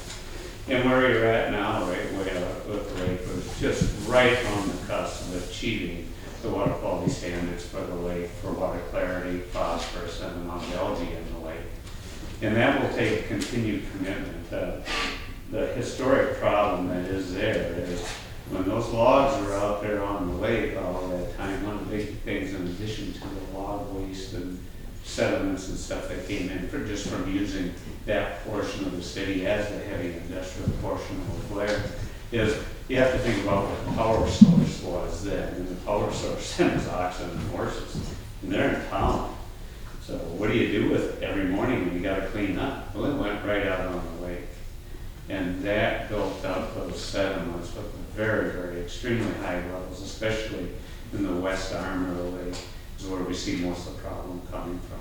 And we were able to define that and measure that, and that was Bill James's science. So what we have to do as we change this strategy back in when was the first low dose treatment? 17. We started the low dose alum treatments, and it's working as planned. And there's a lot of science that's going on why it works, but it'll be absolutely critical for the community to continue those treatments if we want to prevent the lake from becoming green again. So, and Bill was measuring those lake sediments to tell us when it has to happen. The other big thing is the commitment to managing the goose population on the lake. That has resulted in beach closures over the years because we have this verge. I think there's some magic number like 11 geese equals one human being. And so think about it, if you got 40 geese on the lake and doing their business there, that was extremely, could be a problematic. So that's why we started with the goose roundups and now the egg oil. So those are two great factors that will protect the great water clarity and the human health component to allow body contact recreation in the lake. And you have an outstanding fishery. To have an urban fishery that has, right now it's got very good northern pike, largemouth bass, and panfish, bluegills mainly. And for folks to be able to just go down and get a meal of fish in the middle of 70,000 people. There just aren't many lakes like this, one, let alone any place in the state, any place in the country. You think of the metro area and the investment they've made in some other lakes. I don't think any of those lakes have the water quality characteristics that we're seeing right now on Half Moon Lake. So it's a pat on the back to the community and to the city to see these achievements, but it's going to take ongoing management. It's like any piece of other infrastructure. You got a lake sitting in the middle of 70,000 people. We have changed the natural landscape around it dramatically as we developed the city over the last 150 years or so. So as long as it's valid, we can sustain these conditions that are in there, and it's going to take continued investment over time. And they should go down over time as we begin to understand a few of these problems that Jeff outlined. So if there's any more questions, I'd be more than happy to take. What are some possible solutions for Becca's Brook to reduce the amount of water? Well, if you think about Becca's Brook and think about the lake as a whole, it is a cut off piece of lake, river channel, right? And Becca Brook area right there with the lakes, that is really, there's been kind of a natural dam that's been built there over time. And it isn't only what we see leaking out, what comes out of the surface flow. You think about Menominee Street, what did we do when we developed that? Well, we dumped everything we had in the city to build that up so we could build a community on top of it. So all the old demolition and stuff. So what we have water probably doing, we think, is leaking out that end of the lake, right out the old river channel. And it's pretty obvious because the little Becca's Brook goes right behind to the Dairy Queen there, and then it goes away. Well, it really doesn't go away. It goes as groundwater flow through the old river channel and all the old fill out to the river. And so we have to define the mass of that leak. And that may, what we also want to do is find the areas where groundwater is coming in the lake and what are those values, and are there other areas? Maybe the other end of the lake, even though we don't have Becker Brooks, it could be leaking under the tennis center equally as much too. So we got folks and we have techniques that can do that science, and we can begin to understand that, and then hopefully the goal would be, because not only do we have to get water from the high cap wells at Owen Park, those wells are very high in nutrients. They're virtually, the Kona depression of those wells is sucking water from the bottom of the Chippewa River, even though it's filtering it through 40 feet of gravel and sand. It's relatively high in phosphorus also. So it'll be another way to add improvement to the water clarity by reducing the nutrient inputs if we can cut down that mass of water that we're currently putting in and associated maintenance costs on those wells, which is fairly high annually. John? In addition to dumping alum and herbicides and the chemicals in the lake to fix problems, what kind of biological controls have you tried or considered using? For example, biofiltration basins for where the water is being pumped in, or floating gardens? We go back to the mass amount of phosphorus that was really driving this thing. The big thing that was done first, and it goes back to our understanding, lakes are products of their watershed. And that goes back to when the Inland Lake Renewal District was formed in the mid-70s by the cities. The first thing the city did, and it was a huge investment, I'd hate to see what it would cost in today's dollars. They put big interceptor sewers because virtually all the stormwater from the north side of the city made its way to the Chippewa River through Half Moon Lake prior to about 1980. And that was the big driver. It was massive amounts of phosphorus and sediment coming into the lake from that stormwater runoff. So they put the interceptors in. Well, we didn't get the water quality response. Well, we just made this huge investment as a community.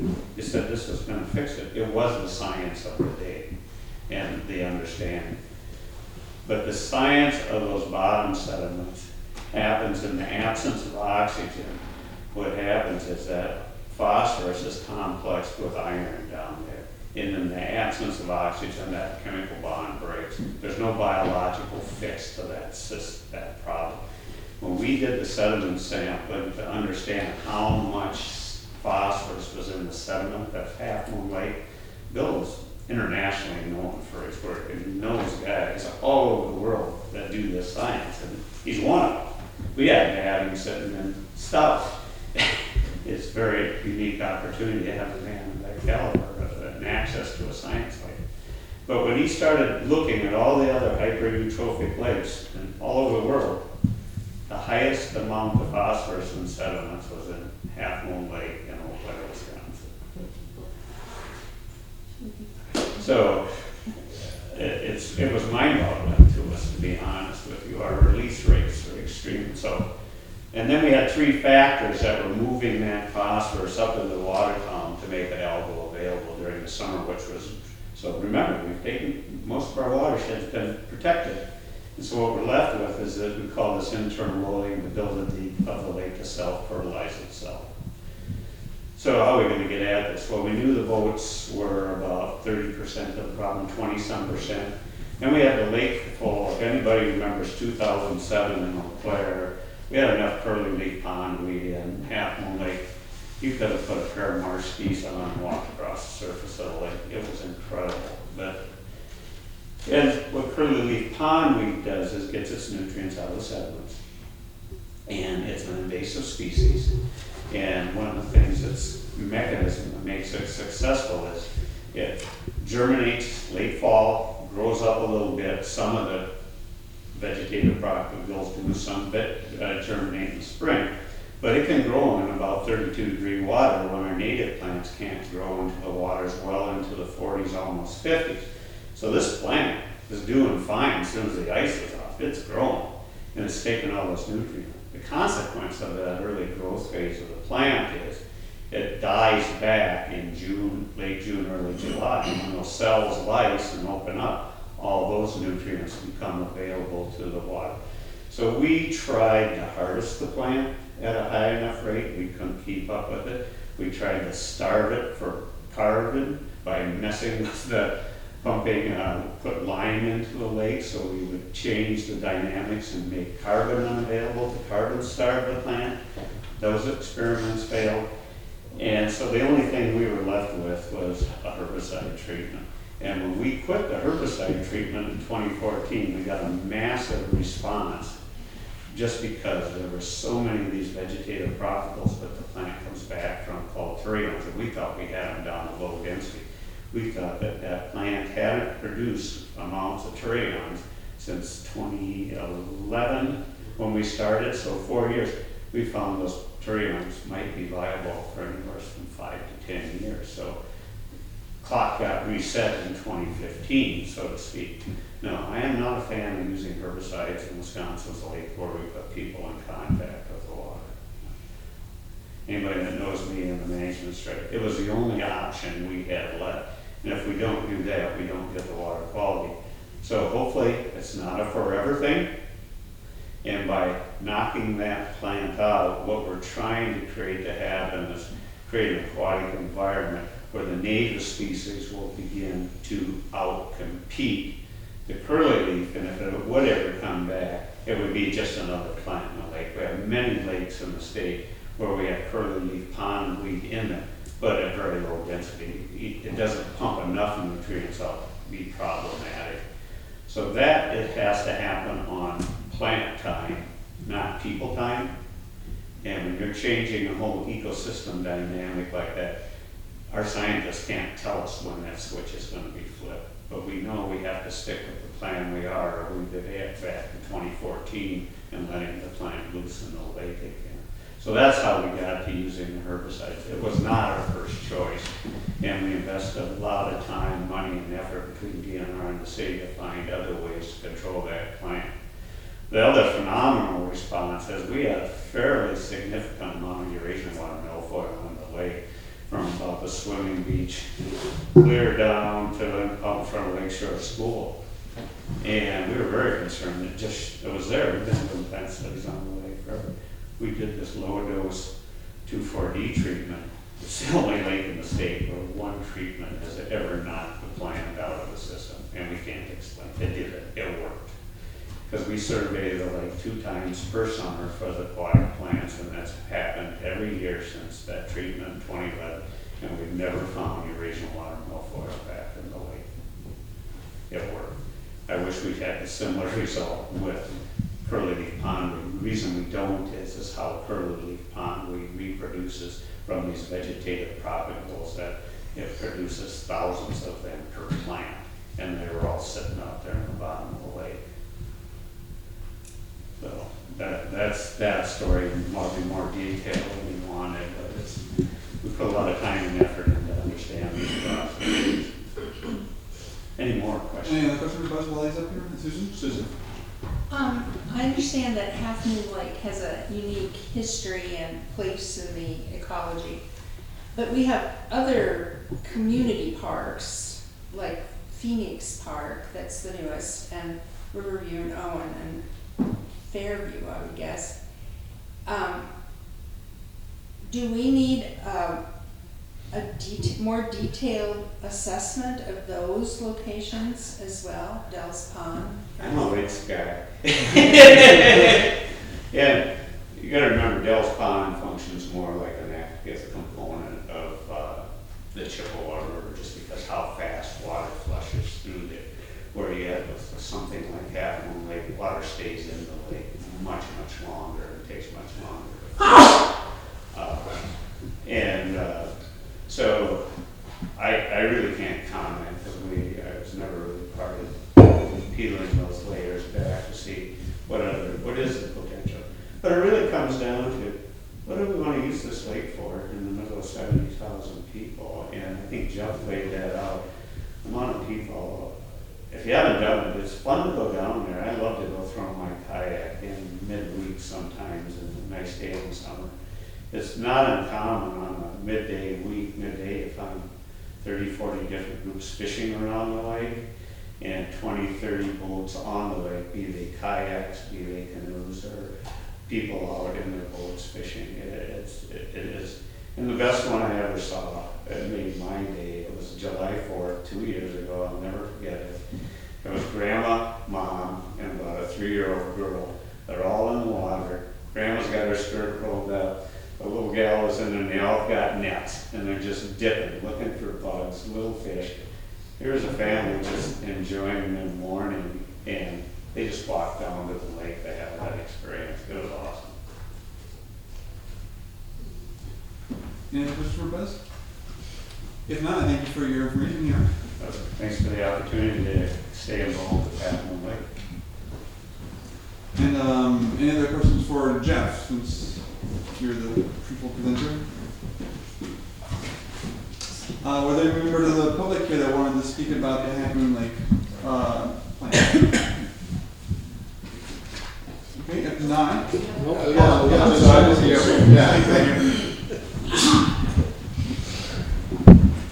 just want to reiterate what Buzz was saying.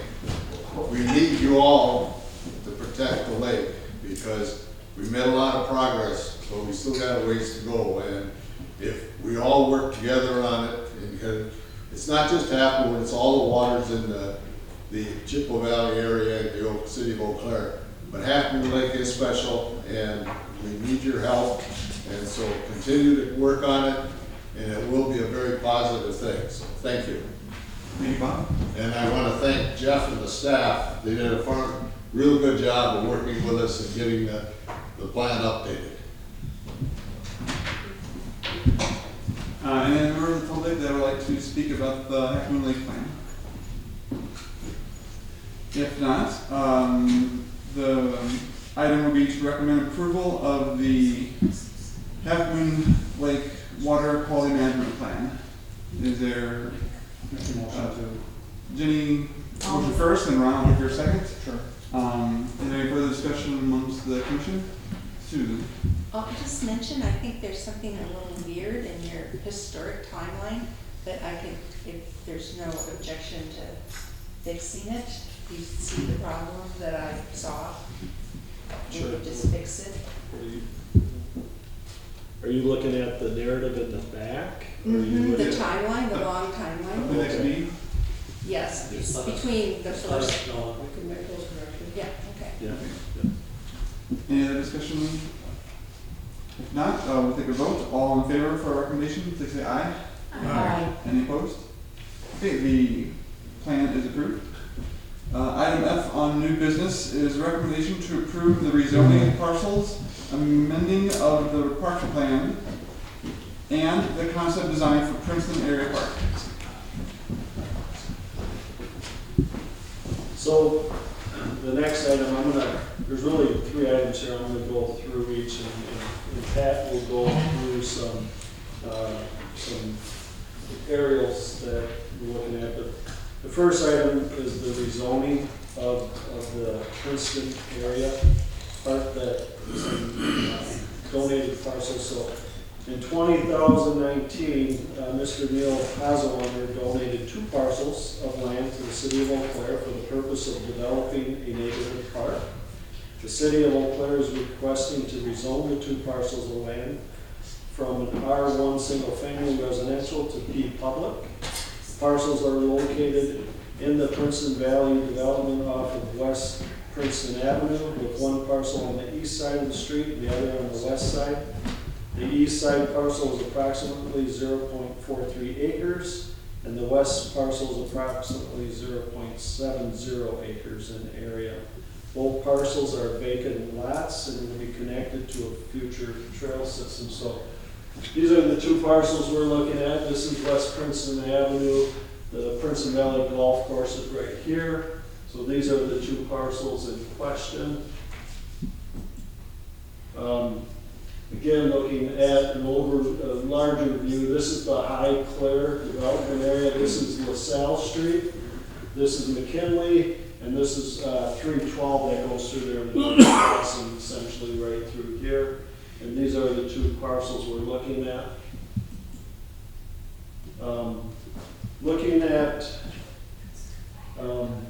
Let me go back one more. I want to talk about amending the parks and open space plan a little bit. Did you have that next? Is that after the concept plan? You don't have that there? Well, I'll talk about the amending of the parks, open space and recreation facility plan.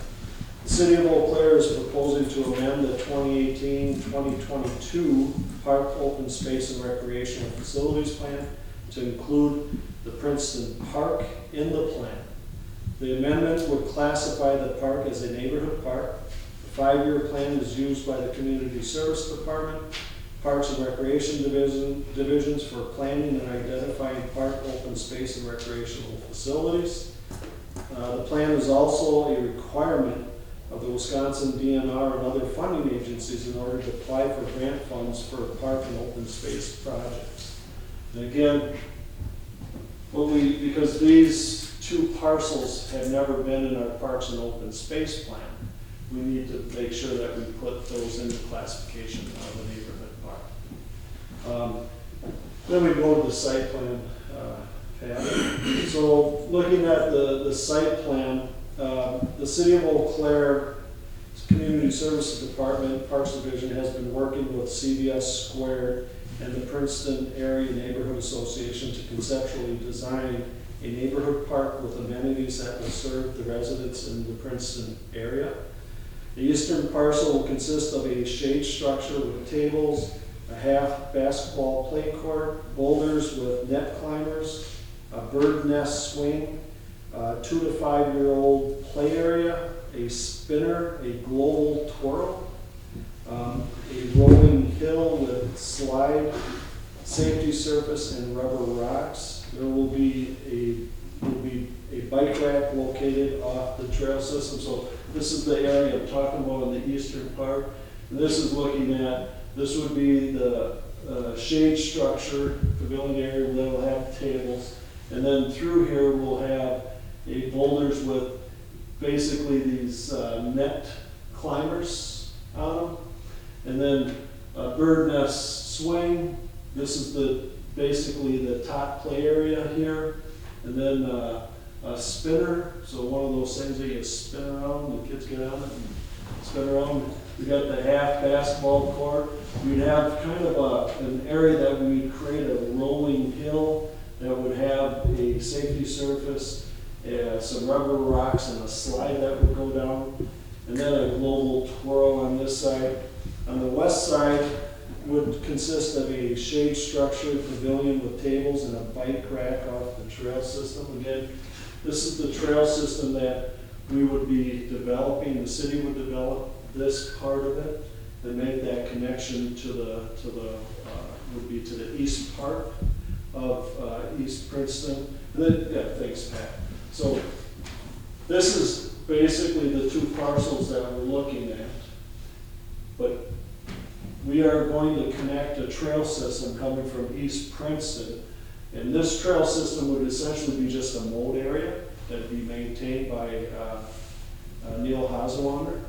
And then from this point, we would have a 12-foot trail that would be likely a hard surface, concrete or asphalt, that would go through here and make a connection all the way up to the McKinley Road or the High Clair project, with the future expansion of a trail going over to the North Star Middle School would be a connection point to make a connection here.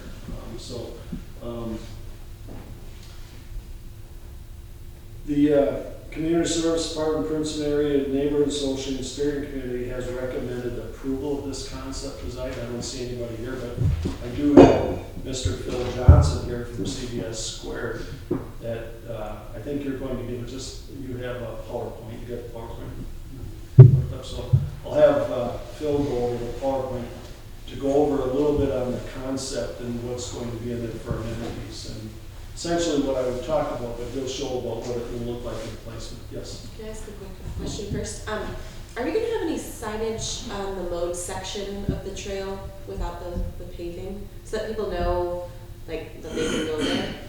Yeah, I mean, we can do that. I mean, we typically have signage on a lot of our trail systems. Yeah. But certainly we can I'm just thinking it might not be obvious that people know that that's the place that they're allowed to be.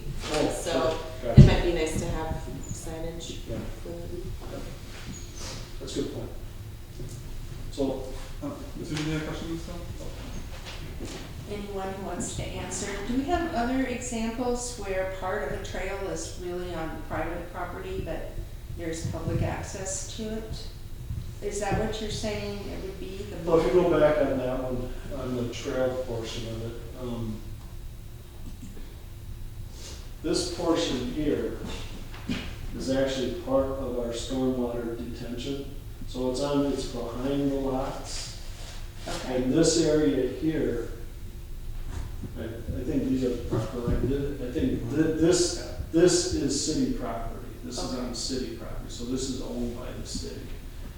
This portion here is owned by Mr. Hauswander now, but at some point they'll be sold for lots and then somebody else. But this will be basically on the city property.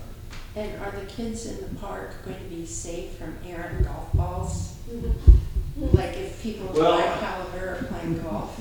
So what we have, and this is a par 3. This is the number 4 hole at Princeton Valley. It's a par 3. There's some rather large trees within this area, and our goal is to keep those trees. And that is going to be one of those, we'll say, a protection for an errant shot. But if you hit the ball this far on that par 3, you've missed club. Well, that wouldn't be the first time. There's a house adjacent to that is never threatened by golf balls. Okay. No, they might get some in their backyard, but typically they. To answer your question about the trail, a similar trail system is over in our West Ridge neighborhood, over on the far northwest side of the city, up by Kane Road area. You'd have to get up there to see it, but there's an extensive trail system that connects the neighborhood park with the different houses in that area too. Okay. Any other questions, or should I have Mr. Johnson come up? Sure, go ahead. I'm sorry, could you just say your name again? My name is Phil Johnson. I'm a landscape architect at CBS Square, and I won't take much of your time. I've just got a little dog and pony show that we'll show. But what we're trying to do with this neighborhood park, which is obviously a small scale area, is to make it so it serves the neighborhood in around the Princeton Valley area.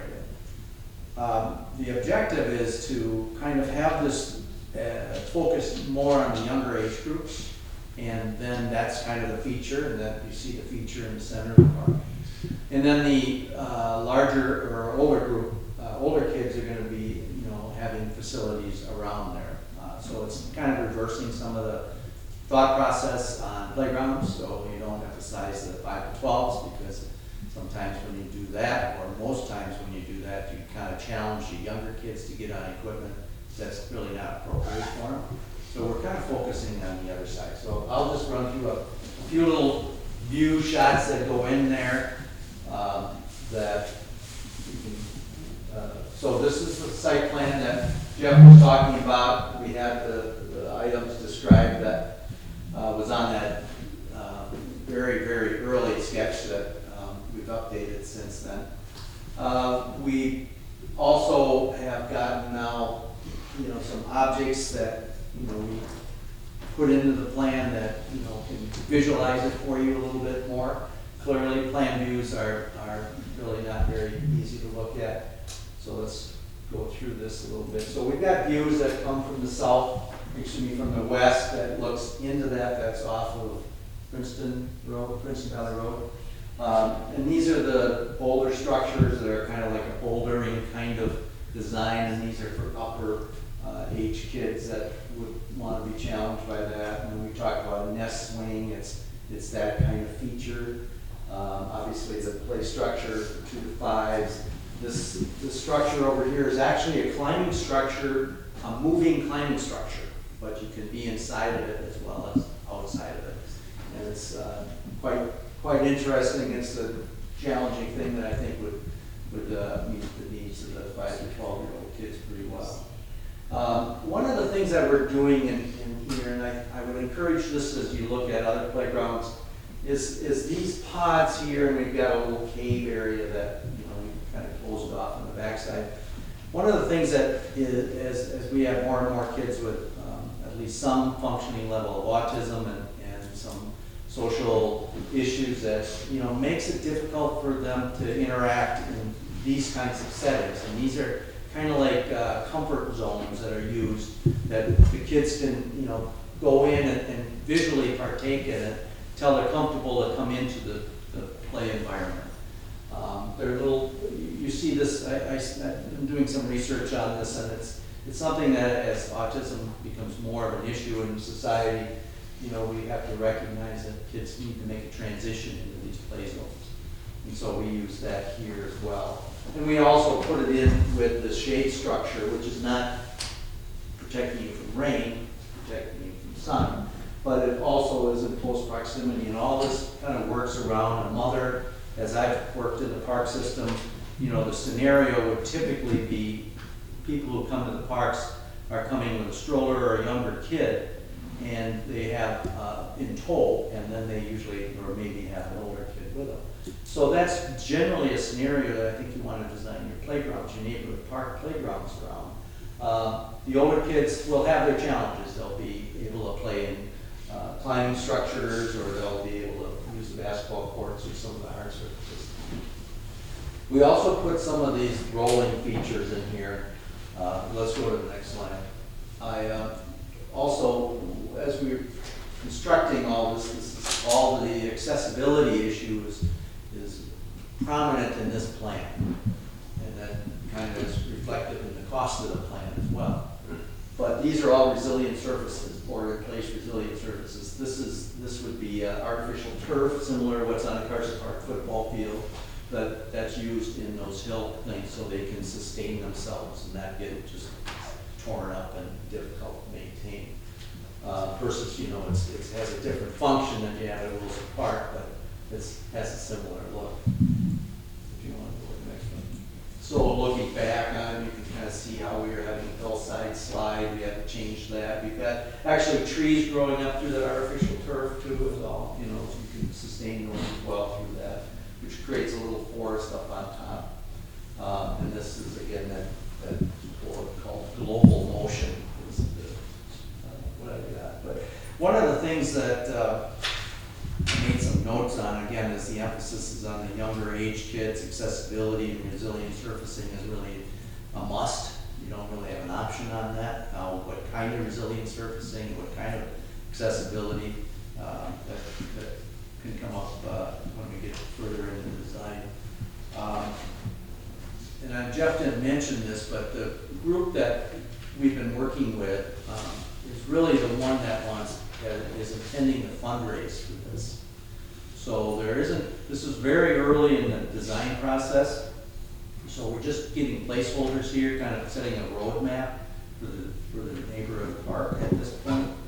And then the neighborhood, and we haven't been able to meet again with them, but we are starting to identify some of the costs associated with it. And the costs get quite high because the resilient surfacing is about 50% of the cost of the project. I think that impacted some of the things at Carson Park and some of the decisions that you make. When you want to go to resilient surfacing, it's beautiful and great, but it's very expensive. So we'll have to work through those cost items with the neighborhood to see how their fundraising is going to go. Some of these images are done for them, so they can use that for their fundraising. So that's kind of why we took it to this level. But other than that, I guess I'll leave it open for questions or comments if you have. Any questions for Phil? Seeing none, thank you for the presentation. Were there any other questions for Jeff? Kate? Is the city gonna, does the city have any funding committed to this project? Yes, the funding that the city has committed is the design costs. So the city's paying for the design cost, and we're actually in the process of developing an MOU with the Princeton area group to fundraise for these. Very similar to a lot of the other fundraising projects we have in the city. Jeff, this might be too early in the question, but there's a residence just to the north of the proposed park. Do you know if there are any barriers intended to be built to keep the two items separated? You mean the home? Yeah, to the north. There are some trees there right now as far as structures for barrier. Mm-hmm. And we've actually worked with the property owner on that. We talked to them, actually met them out on site, and they're very excited about this park. But, you know, I thought there might be some resistance, but there wasn't. There was a lot of excitement rather than, I don't want it next to my house. Any other questions for Jeff? Are there any members of the public that wanted to speak about the park? If not, the recommendation is, as Jeff said, kind of a three-part process. One would be, well, all in one, but the three portions are rezoning of the parcels to public, amending the park plan to include the neighborhood park, and the concept design for the park area. Is there a motion to recommend that? Do you want to separate them? No, I was kind of, it was kind of a bigger outfit, I was kind of broken down, but it's all one motion. Is there a motion to approve? Kate, is there a second? Second. Susan, is there any discussion amongst the commission? If not, we'll take a vote. All in favor, please say aye. Aye. Any opposed? Okay, that recommendation is approved. Who made the motion? Kate and Susan. Okay, next item is the 2019 special events list. I don't believe we have much on the list right now. But, we got the polar plunge. So that's actually coming up on February 23rd. So certainly, if you're if you wanna go see Half Moon Lake, in a different way, Don't have to worry about E. coli. don't have to worry about that right now. Okay. No. So that's all we have. Last year, and I mentioned this before, we had 110 special events last year, and it's not slowing down. So, Next item will be the director's report. okay, looking at the Parks Division, our construction of the new Old Park restroom is ongoing. The contractor was waiting for Xcel Energy to hook up power, but they actually did that just this week, so that has been done. So I would expect that they'll continue on the construction. The goal would be to certainly have that ready for this spring. Our crews continue to flood our outdoor rinks. Weather hasn't been cooperating with us very well, especially with the temperatures. And this week we're looking at upper 30s and mixed bag of precipitation. Whether it's going to be snow, it's certainly snow tonight, but possibility for some rain too. So it doesn't help things, and the sun in the sky is staying up a little bit longer, and it's feeling nice when it sits out. So certainly we're going to keep working on those, and also working on our winter trail maintenance. We continue to do that this year, and you've probably heard that we are maintaining a 4-mile route that is essentially down in the downtown area, goes down by Hobbs Ice Arena and around. And that's something we're doing for the winter mission project that's going on in the city. We've gotten a lot of positive feedback about that, about the maintenance of the trail and keeping that open. Again, we're talking about EAB. We're actually preemptively removing some ash trees in Mount Simon Park right now as part of our EAB response plan. So we're working with that. We completed the staining of the tongue and groove boards for our own park restroom. Part of the restroom and pavilion that this body approved last year for construction, what's being done right now is within the pavilion area, the whole ceiling part of that is going to be tongue and groove ash that we finished staining, and it's going to be beautiful. For Jessica's knowledge, but I think I've told this, but all these tables here are actually repurposed ash trees that we took off from our boulevards and areas out in the city. So we've actually utilized that to build tables. And we've got some other beautiful conference tables in the new city hall, and they have one in their conference room, but we have one upstairs in the city manager's conference room that actually has a piece of glass in the middle of it. It's inlaid, and it looks like a river flowing through it. And the rest of the table is, two very large pieces of ash going. That's about 20-foot long table, I'm guessing. It's a long table. It's beautiful. So, and then we are working on repairing and restoring several of our park signs in our system that were in need of restoration. So we've been working on updating those signs. In the forestry division, we're just continuing to work with our citywide EAB plan. Again, I feel we have a good handle of it, but you can see as you drive around the city, more and more of the ash trees are dying off.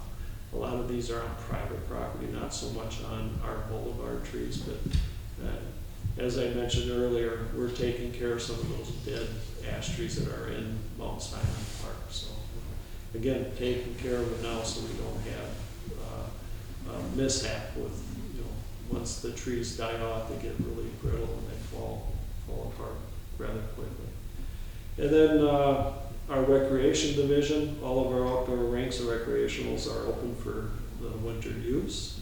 Our attendance through 2019 and 2020 has been almost over 4,900 compared to 2018-29 was about 2,400. So we're seeing a higher usage of folks at our outdoor rinks and some of our areas.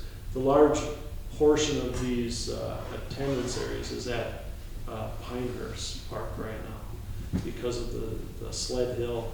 We've got the trails in that area that people are using for cross-country skiing and also snowshoeing. So.